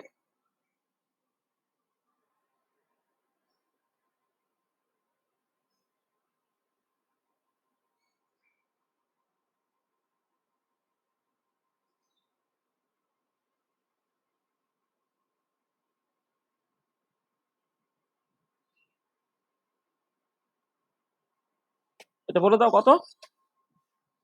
0.404, তাই তো? 404। এটা দেখো, তাহলে প্রথম যেটা বলেছে যে what will be the composition of mixture which বয়েলস at 140 degree centigrade under 1 atmosphere. সেখানে এ এর মোল ফ্র্যাকশন কত হবে, বি এর মোল ফ্র্যাকশন কত হবে, সেটা আমি বলে দিয়েছি। ঠিক আছে, এটা। আচ্ছা, এর সাথে আরেকটা পার্ট বলেছে what will be the composition of the vapour at this temperature. সহজ ব্যাপার। তাহলে এবারে মানে এটা হচ্ছে এক্স, এটা হচ্ছে তোমার mole fraction of A in liquid phase. এইটা হচ্ছে mole fraction of B in liquid phase. এবারে mole fraction of A in vapour phase, সেটা হচ্ছে Y A P A by total প্রেশারটা। এইটা এটা হচ্ছে X A P A star by total প্রেশারটা। তাহলে এক্স এটা হচ্ছে 0. কত জানো? 596। 596 এর পিওর অবস্থা মোল ফ্র্যাকশন 939.4। 939.4 ডিভাইডেড বাই এইখানে পিটা হচ্ছে টোটাল পেপার প্রেশার 760। এটা বের করে ফেলো। আর মোল ফ্র্যাকশন অফ বি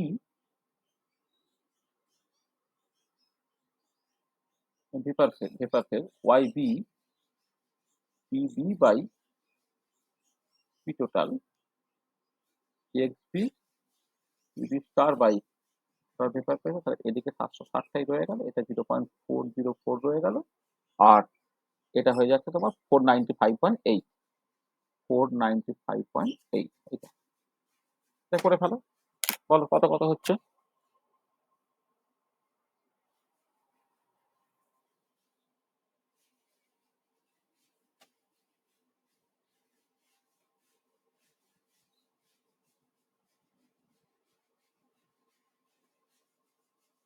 বলো কত হচ্ছে।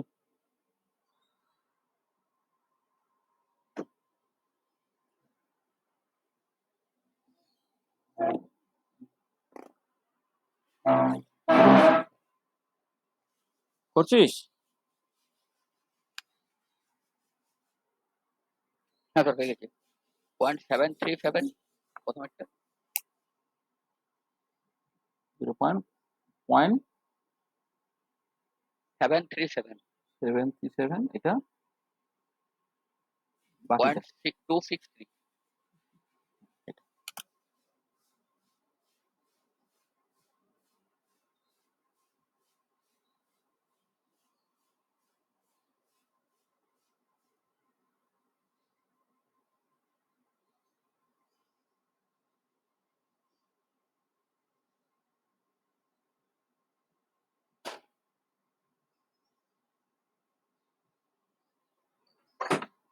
260.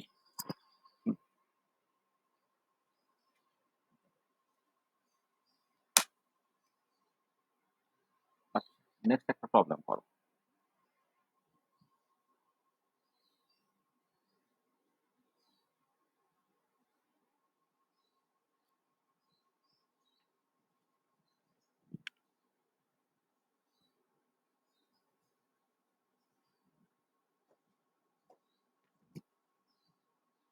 সহজ প্রবলেম একটা বলি।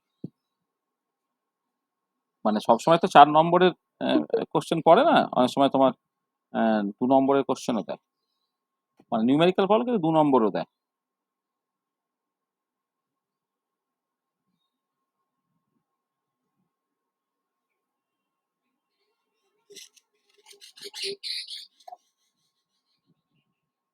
An aqueous solution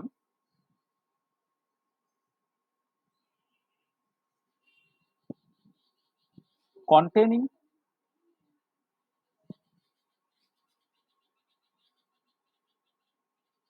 5% by weight of urea and 10% by weight of glucose. So the an aqueous solution containing 5% weight of urea and 10% weight of glucose.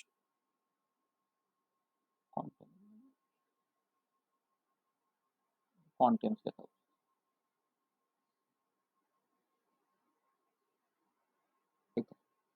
এটা বলা হচ্ছে what will be its freezing point. Will be its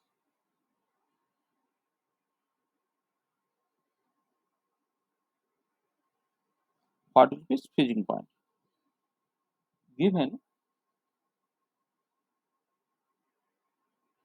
f টা হচ্ছে তোমার 8.86 kelvin KG মোল মাস। তোমার পড়েছে হচ্ছে CU 1998। বলো করো, করে ফেলো তো এটা দেখি। দেখো তোমার এমনি ফ্রিজিং মানে অ্যাকোয়াস সলিউশন বলে গেছে, তার ডিপ্রেশন আর ফ্রিজিং পয়েন্টটা তোমাকে মূলত ক্যালকুলেট করতে হবে। তারপরে 100 ডিগ্রি সেন্টিগ্রেড থেকে ওটাকে তো বাদ দিতে হবে, 273.15 কেলভিন ওটাকে বাদ দিতে হবে। আচ্ছা, এবার তার জন্য তোমাকে molality of the overall solution তোমাকে বের করতে হবে। এবারে যেটা বলা আছে তাতে হচ্ছে যে সলিউশনটা তুমি কনসিডার করছো সেটা 5% ওয়েট অফ ইউরিয়া আছে আর 100% ওয়েট অফ গ্লুকোজ আছে। একটা সলিউশন যেখানে বাই ওয়েটে তোমার 5% ইউরিয়া আছে, 100% গ্লুকোজ আছে। তাহলে এই যে সলিউশনটা তার মোলালিটি তোমাকে প্রথমে বের করে নিতে হবে। মোলালিটিটাকে বের করা ফেলার পরে ফর্মুলায় বসাবে, বসিয়ে তোমার ডিপ্রেশনের ফ্রিজিং পয়েন্ট বেরোবে। আর 100 থেকে ডিপ্রেশনের ফ্রিজিং পয়েন্টের যে ম্যাগনিটিউড সেটা বাদ দিলে তোমার অ্যাকচুয়াল ফ্রিজিং পয়েন্টটা বেরোবে। তা বলো কি করে করবে?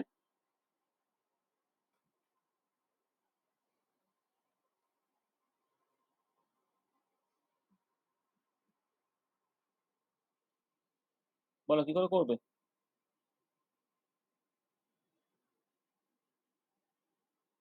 মানে যেটা বলে দেওয়া আছে সেটা হচ্ছে 100 গ্রাম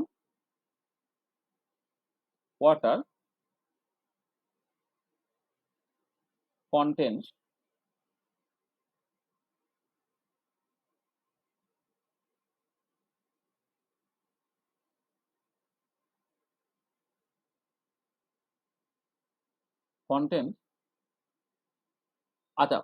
5 গ্রাম ইউরিয়া। আচ্ছা 5 গ্রাম ইউরিয়া মানে কত? আচ্ছা ইউরিয়ার কত মোলার মাস কত বলো? ইউরিয়ার মোলার মাস কত?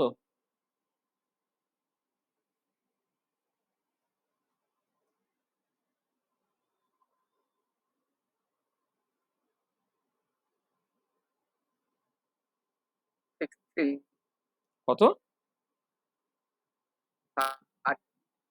60? শিওর? তাহলে এত গ্রাম ছিল, এটা গ্রাম পার মোল। মানে এত মোল হলো, কত মোল হলো তাহলে মানে 5-এর 60 মানে 1-এর 12 মোল মানে কত বলো এতে?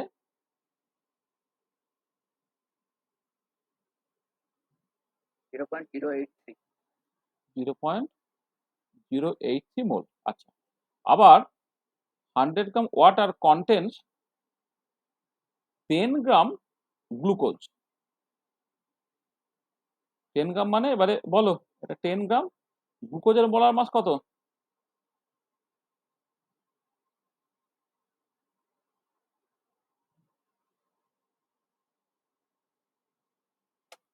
গ্লুকোজের মোলার মাস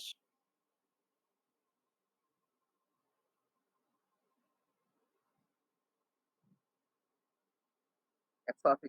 হুম করো 180 গ্রাম পার মোল। কত মোল হলো তাহলে?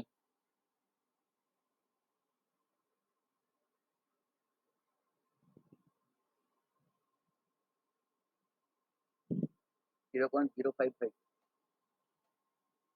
0.055। তার মানে 100 gram water contains total 0.083 plus 0.055 mole of solute. যেটা যোগ করলে কত হলো?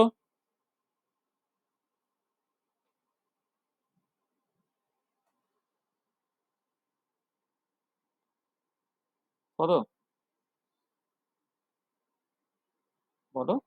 0.138। 138 মোল। তাহলে 100 গ্রাম এটা, তাহলে মোলারিটি অফ দ্য সলিউশন কত হবে?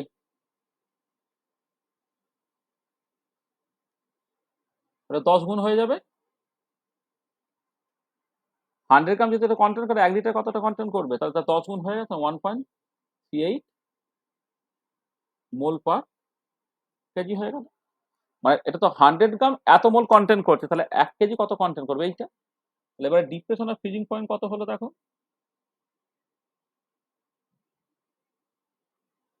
মাইনাস ডেল্টা টিএফ, এটা হচ্ছে তোমার KF into M 1.86 kelvin KG mole inverse into তোমার এমটা হচ্ছে 1.38 মোল পার KG.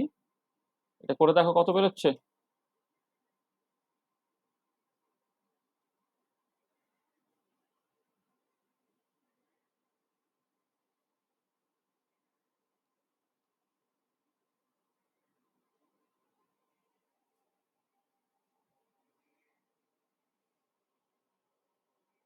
Zero point two five six six eight 0.25668। তার মানে freezing point of the solution হচ্ছে তোমার 273.15 মাইনাস 0.27 করে দিচ্ছে একবার, হ্যাঁ অ্যাপ্রক্সিমেট করে 26 করে দিচ্ছে। এত এত কেলভিন। এটা কত হয়ে গেল বলো?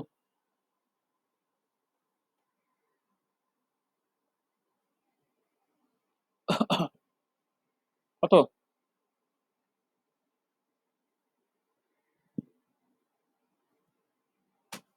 বা 272.89।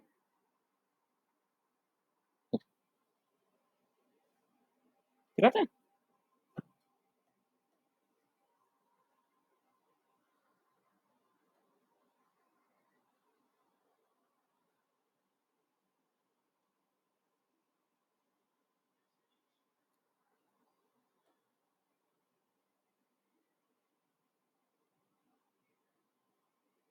আর একটা প্রবলেম করো, যেটা তোমার 98ই করেছে।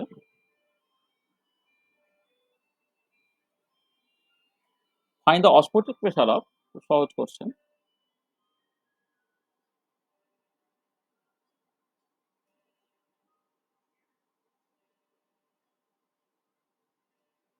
Osmotic pressure of 0.001 molar K2 SO4 solution at 27 degree centigrade. করে ফেলো এটা।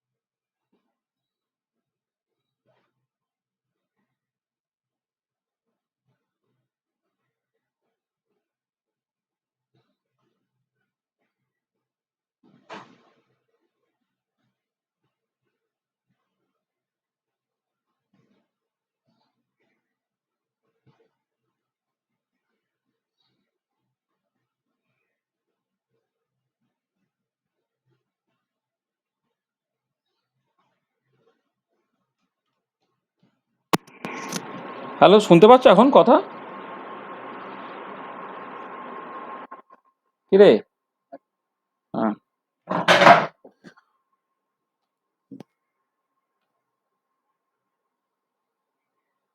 করে ফেলেছো এটা?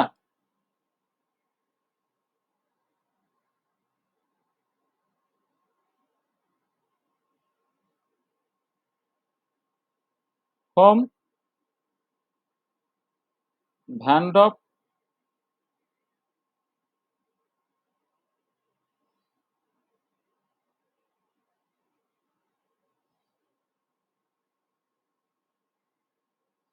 equation of osmotic pressure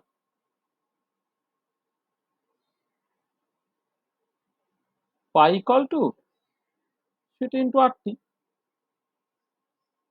R molar concentration মানে হচ্ছে মোল পার লিটার।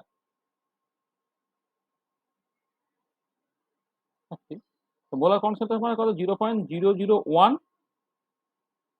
মোল পার লিটার। এইটা আর এর ভ্যালুটা 0.082 লিটার অ্যাটমসফিয়ার পার মোল পার কেলভিন পার মোল করে দাও। পার কেলভিন পার মোল আর কি, মানে পার কেলভিনটা আগে লিখলে ভালো হতো।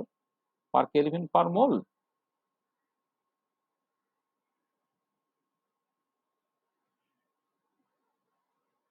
পার কেলভিন পার মোল, আর তার সঙ্গে টিটা হচ্ছে তোমার কত এখানে? 27 ডিগ্রি সেন্টিগ্রেড মানে হচ্ছে তোমার 300 কেলভিন। এটা তাহলে অ্যাটমসফিয়ার অ্যান্সার বেরিয়ে যাবে। দেখো কত হলো, কত হচ্ছে?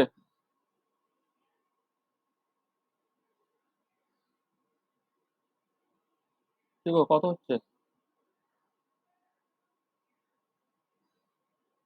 দেখো মোল, মোল ইনভার্স কেটে যাবে, লিটার ইনভার্স লিটার কেটে যাবে, কেলভিন ইনভার্স কেলভিন কেটে যাবে, তাহলে অ্যান্সারটা অ্যাটমসফিয়ারে বেরোবে। গুণ করে কত বেরোলো? 0.02463, তাই তো? এবার একে 760 দিয়ে গুণ করে দাও, 760 দিয়ে গুণ করে দাও, গুণ করে কত মিলিমিটার এই যে বলো। 0.0246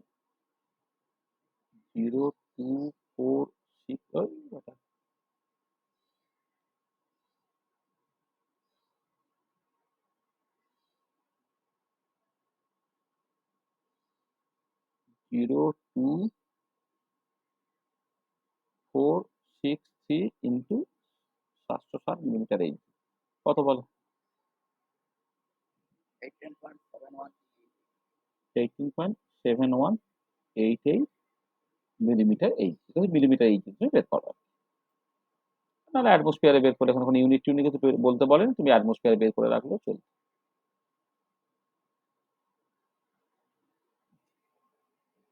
ঠিক আছে,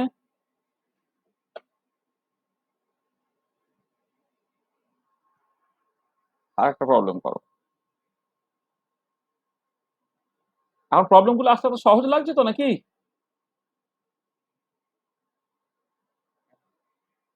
হ্যাঁ, মানে মানে খুব অল্পই কিছু ফর্মুলা আছে, সেই ফর্মুলা গুলোকে ঠিক ঠিক করে তোমাকে এক্সপ্লোর করা আর কি, তাহলে তুমি করে ফেলতে পারো, তো ভয়ের কিছু নেই। মানে নিউমেরিক্যাল প্রবলেম দেখলে ভয় পেয়ে যায়, নিউমেরিক্যাল তো সহজ, তাতে টাকা নম্বর পাওয়া যায়।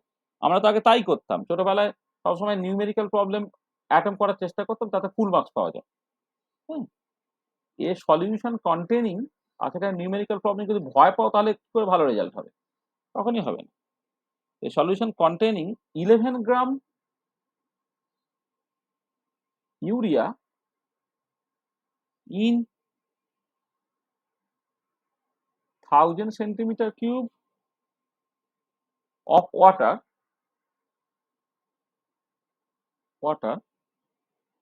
was found to be isotonic with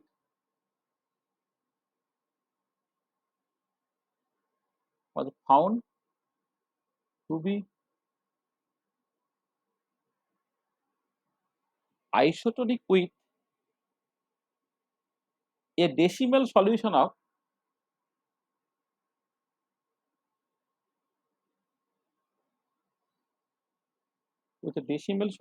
of NaCl. Calculate alpha.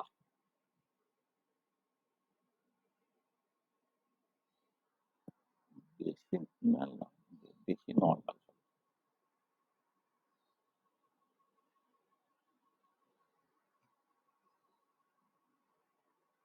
The decinormal solution of sodium chloride. Calculate alpha.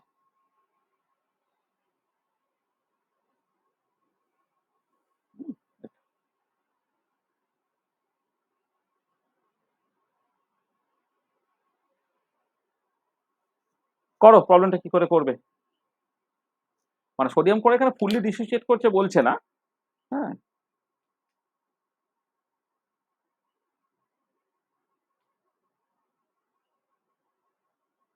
মানে ইউরিয়া তো একটু ডিসোসিয়েট করবে না। হ্যাঁ, এবারে সোডিয়াম ক্লোরাইড ফুললি ডিসোসিয়েট করছে না, সোডিয়াম ক্লোরাইড 100% ডিসোসিয়েট করছে না আর কি। তাই তোমার ডিগ্রি অফ ডিসোসিয়েশন আলফাটা তোমাকে বের করতে হবে। বলো কি করে করবে? আচ্ছা, আইসোটোনিক সলিউশন মানে তো জানো তো, দুটো সলিউশন যাতে অসমোটিক প্রেসার দুটো সমান হয়, ঠিক আছে? অসমোটিক প্রেসার সমান হলে হার্ডলি কনসেন্ট্রেশন দুটো সমান হবে, ঠিক আছে? এই তখন সলিউশনটা তুমি করছো,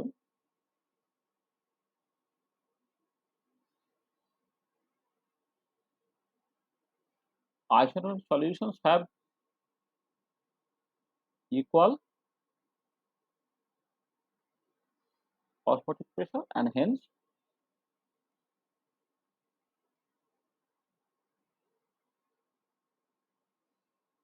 equal concentration.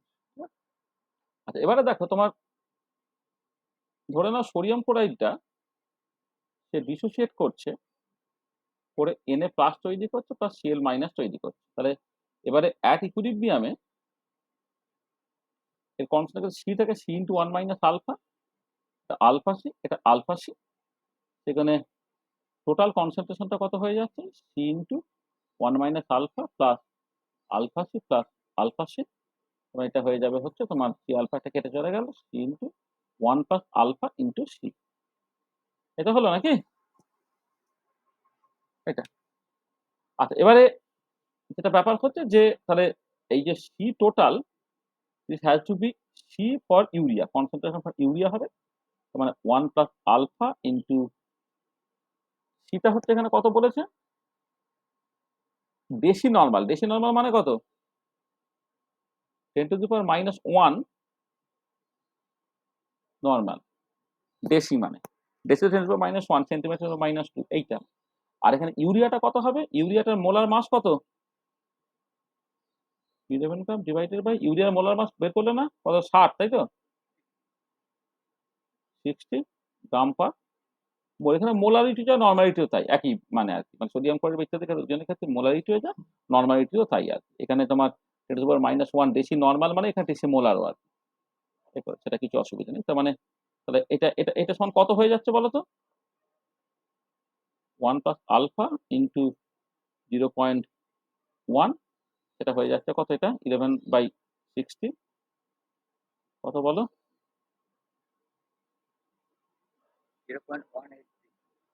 0.183। তাহলে আলফাটা হবে কত, 0.183 ডিভাইডেড বাই 0.1 মাইনাস 1, বল এটা কত,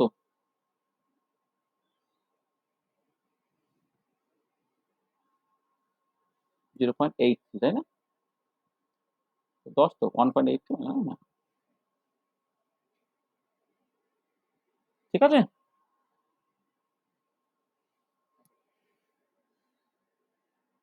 বুঝতে পারছো প্রবলেম গুলো।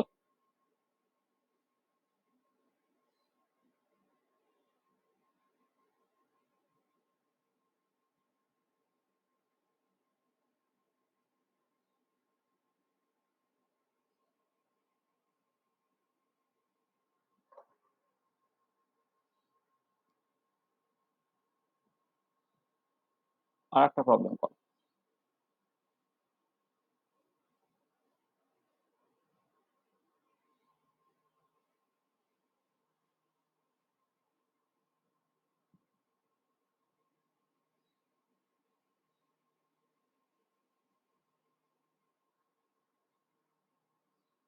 Using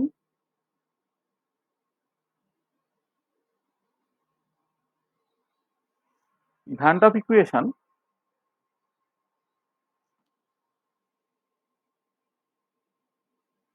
calculate the osmotic pressure of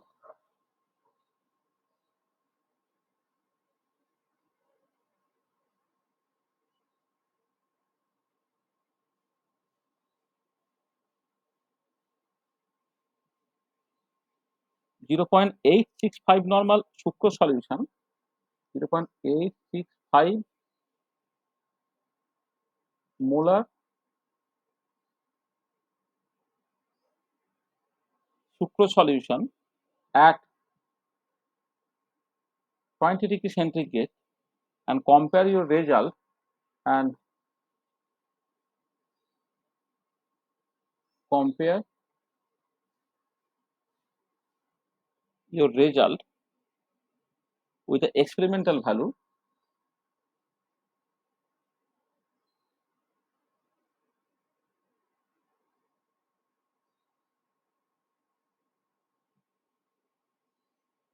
which is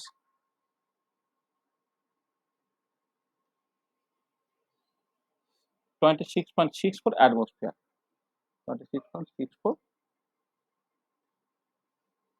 atmosphere. Explain the discrepancy.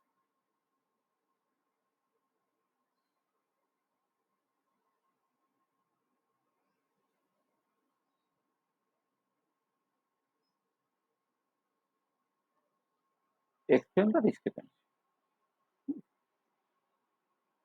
তাহলে পাই ইকুয়াল টু সিআরটি, সেই ফর্মুলা থেকে তুই অসমোটিক প্রেসারটাকে বের করলে, এর অসমোটিক প্রেসারটা এক্সপেরিমেন্টাল রেজাল্টের সাথে মিলবে না।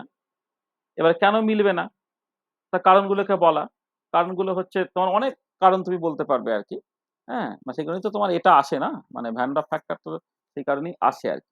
হ্যাঁ, তুমি যেটা করতে পারো এখান থেকে ভ্যান ডার ফ্যাক্টরটাকে বের করে নেবে, আর তার কারণগুলো হচ্ছে অনেকগুলো, কোনো অ্যাসোসিয়েশন ডিসোসিয়েশন ইত্যাদি হলে, সুক্রোজ ইউজুয়ালি অ্যাসোসিয়েশন বা ডিসোসিয়েশন হয় না। এক্ষেত্রে মূল যে ডিসক্রিপেন্সির কারণটা সেটা হচ্ছে কনসেন্ট্রেশনটা যথেষ্ট বেশি, 0.865 মোলার কনসেন্ট্রেশন, আর পাই ইকুয়াল টু সিআর এই ফর্মুলাটা বের করা হচ্ছে বেসিক্যালি ডাইলিউট সলিউশন অ্যাজিউম করে নিয়ে আর কি। সে কারণে তোমার এক্সপেরিমেন্টাল রেজাল্টের সাথে এই থিওরিটিক্যাল রেজাল্টটা তোমার মিলবে না আর কি। সেটা সম্বন্ধে দু একটা কথাবার্তা বলা। ঠিক আছে? বুঝতে পারলে কি করে করবে?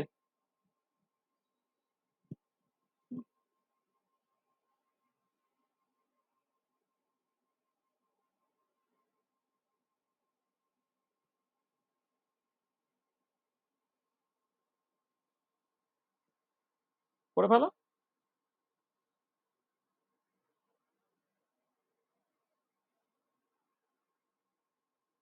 পাই ইকুয়াল টু আর কি কনস্ট্যান্টটাকে বলে রেখে 0.865 মোল পার লিটার, আরটা 0.082 লিটার অ্যাটমসফিয়ার পার মোল পার কেলভিন, কিন্তু টিটা হচ্ছে 20 ডিগ্রি সেন্টিগ্রেড মানে 293 কেলভিন। পাইটা তোমার অ্যাটমসফিয়ার অ্যান্সার বেরোবে। দেখো কত হচ্ছে, দেখো 20.808 20.808।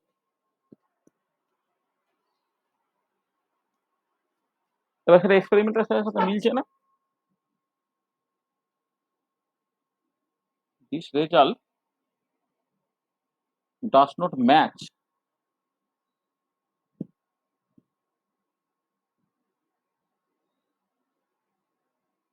with the experimental result. কেন সেটা?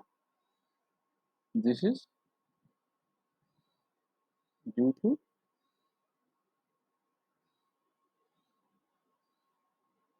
non-ideal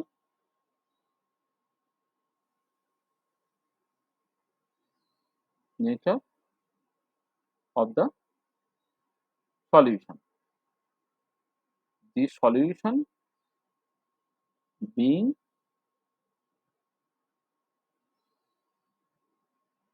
sufficiently concentrated, this solution being sufficiently concentrated does not obey the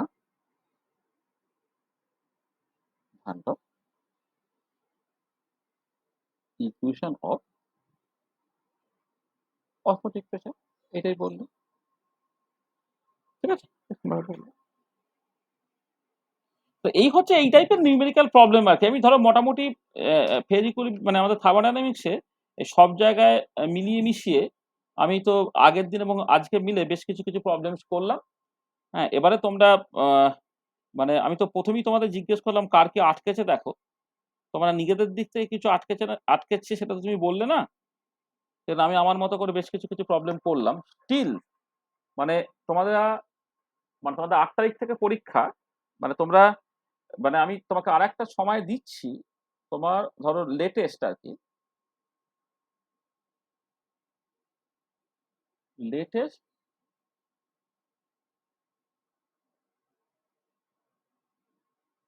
Monday evening পর্যন্ত। হ্যাঁ, মানে যদি এমন হয় আর কি, মানে যদি এনি কাইন্ড অফ ডাউটস থাকে,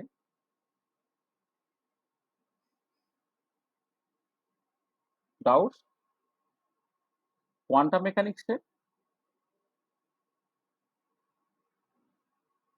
সলিড স্টেটে এবং থার্মোডাইনামিক্সের অ্যাপ্লিকেশনে,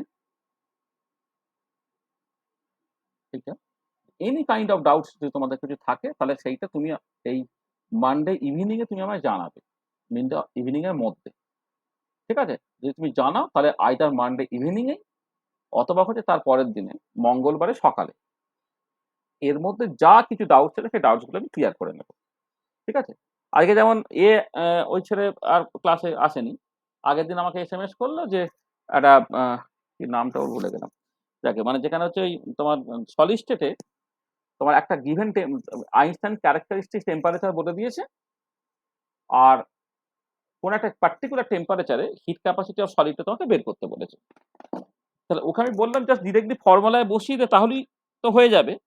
সে ফর্মুলাতে বসানো মানে কি হা না এসব বলে যাচ্ছে। আরে বাবা, আচ্ছা আমি বলে দিচ্ছি দেখো। মানে এই যে প্রবলেমটা অ্যাকচুয়ালি ও আমায় জিজ্ঞেস করেছিল। মানে প্রবলেমটা এক্সাক্টলি আমার মনে নেই। যে তোমার আইনস্টাইন থিওরি অনুযায়ী যে সিবার ল্যাটিসটা তুমি যে ক্যালকুলেট করছো এইটা। তার তো ফর্মুলা পরিষ্কার বের করা আছে। থিয়া থিটাই বাই টি তার square E to the power theta E by T by E to the power theta E by T minus 1 তার স্কয়ার। এ তো আইনস্টাইন ক্যারেক্টারিস্টিক মানে আইনস্টাইন মানে এটা হচ্ছে lattice hit capacity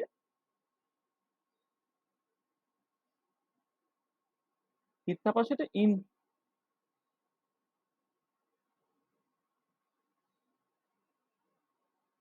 Einstein model. এবারে কি আইনস্টাইন ক্যারেক্টারিস্টিক টেম্পারেচার বলে দেওয়া ছিল, করে একটা গিভেন টেম্পারেচার সিবার ল্যাটিসটা তোমাকে বের করতে বলেছিল। হ্যাঁ, এবারে সেটা তোমার সেটার নামটা আমি ভুলে গেছি। দাঁড়াও, তোমাকে পাঠিয়েছিল, সে বলে যাচ্ছে এটা কি করে করব। এই যে গৌতম পাত্র। হুম, এই দেখো প্রবলেমটা কি বলেছে, বলছে for aluminium metal the Einstein characteristic temperature 240 kelvin calculate CV molar of aluminium. সিবার ল্যাটিস তো সিভি মোলারই, using the Einstein model of heat capacity at 50 kelvin আর 300 কেলভিন। ঠিক আছে, তো এটা আবার কি আছে, তার মানে এবারে এত সহজ প্রবলেম জিজ্ঞেস করছে। আর তাহলে 50 কেলভিন যদি তুমি করতে, তাহলে সিবার ল্যাটিসটা কত হতো? সি আর ধরো 8.314 জুল পার কেলভিন পার মোল। থিটা এটা হচ্ছে 240 কেলভিন, নিচে হচ্ছে তোমার 50 কেলভিন। এইটা এটা E to the power 200 kelvin by 50 kelvin, নিচে হচ্ছে E to the power 200 kelvin by 50 kelvin minus 1 তার স্কয়ার করে যেটা বেরোবে।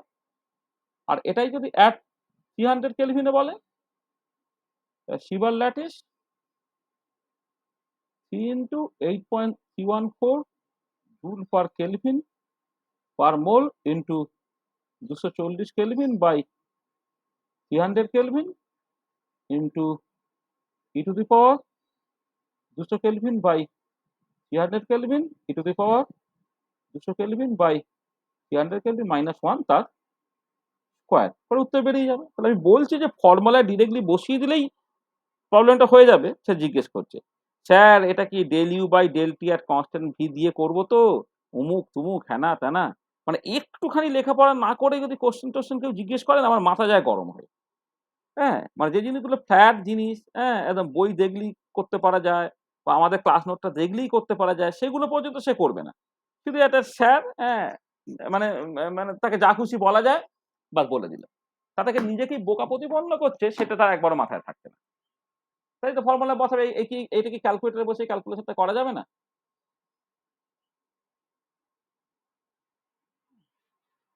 এইটাও আমার ব্যাপার। মানে তোমরা যারা অ্যাকচুয়ালি লেখাপড়াটা মন দিয়ে করতে চাও, তারা একদম এই টোটাল যেটা আমি বললাম, আমি আরেকটা মানে ডেট দিচ্ছি কিন্তু, মানে একদম টোটাল একদম পরীক্ষার উপযোগী করে কোয়ান্টাম মেকানিক্স সলিড স্টেট এবং কোয়ান্টাম মেকানিক্স সলিড স্টেট এবং থার্মোডাইনামিক্স, যেটা পার্টিকুলারলি ক্যালকাটা সিলেবাসের যে পার্টটা আছে আর কি। এই যে কোয়ান্টাম মেকানিক্স বা ক্যালকাটার কোয়ান্টাম মেকানিক্স এর কথা বলছি আর কি, এটা সলিড স্টেটটা বেসিক্যালি ক্যালকাটায়, আর থার্মোডাইনামিক্সটা তো সব ইউনিভার্সিটিতেই আছে আর কি। যেহেতু তোমাদের পরীক্ষাটা এসে গেছে, তাহলে তোমাদের ক্যালকাটা ইউনিভার্সিটির ছেলেদেরকে বেশি এন্টারটেন করা হবে আর কি। তাহলে আমি আরেকটা ফাইনাল ডেট দিচ্ছি আর কি। ফাইনাল ডেটের মধ্যে যদি কারো কোনো ডাউট থাকে আমাকে হোয়াটসঅ্যাপ করবে। হোয়াটসঅ্যাপে যদি আমি হোয়াটসঅ্যাপের কিছু পাই, কারো কোশ্চেন আটকে যাবে ইত্যাদি, তবেই আমি কেবলমাত্র সোমবার সন্ধ্যাবেলা বা মঙ্গলবার সকালে একটা ক্লাসের অর্গানাইজ করব। আর যদি সেটা তোমাদের কিছু না থাকে, তাহলে মোটামুটি ভাবে আজকে হচ্ছে লাস্ট ক্লাস। ঠিক আছে, মানে ডাউট থাকলে তবে তুমি জিজ্ঞেস করবে, বা প্রয়োজন আছে তাহলে তুমি আমাকে বলবে, হোয়াটসঅ্যাপ করে দেবে, আমি একটা ক্লাস অর্গানাইজ করে দেবো আর কি। আর আদার দ্যান ক্যালকাটা যারা, মানে পার্টিকুলারলি বিদ্যাসাগর ইউনিভার্সিটির স্টুডেন্ট যারা আছে আর কি, তাদের তো সলিড স্টেটটা নাই, থার্মোডাইনামিক্স তো হয়ে গেল, ইলেকট্রোকেমিস্ট্রি পার্ট আগে ডিসকাশন ভালো করে করা হয়ে গিয়েছিল। হ্যাঁ, আর কোয়ান্টাম মেকানিক্স 1 এর বদলে কোয়ান্টাম মেকানিক্স 2 পার্টটা আমাদের আলোচনা করতে হবে। কোয়ান্টাম মেকানিক্স 2 তে আমাদের ওই বন্ডিং নিয়ে কথাবার্তা হচ্ছিল। এখানে কোভ্যালেন্ট বন্ডিং এর একটা ক্লাস বাকি আছে, সেই ক্লাসটা আমরা করব। হ্যাঁ, আমাদের যেহেতু পরীক্ষার ডেট দেয়নি, আমাদের সময় আছে। কোভ্যালেন্ট বন্ডিং এ একটা ক্লাস বাকি আছে, সেই ক্লাসটা আমাদের করার দরকার আছে এটা। আর তারপরে যদি আরো কিছু তোমাদের কোশ্চেন টোশ্চেন কিছু আলোচনা করা থাকে, সেই তখন এদের যখন পরীক্ষা চলবে 2 সপ্তাহ ধরে, 2 সপ্তাহ তো মোটামুটি বন্ধ থাকবে। শুভার্থীদের পরীক্ষা 8 তারিখ থেকে পরীক্ষা শেষ কবে?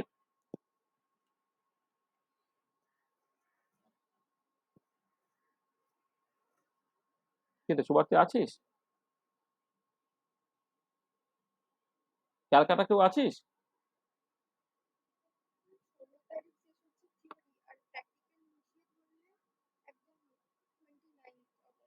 তাহলে 16 তারিখ পরীক্ষা যদি হয় 16 তারিখের পর থেকে আমরা ক্লাস শুরু করে দেবো, হ্যাঁ?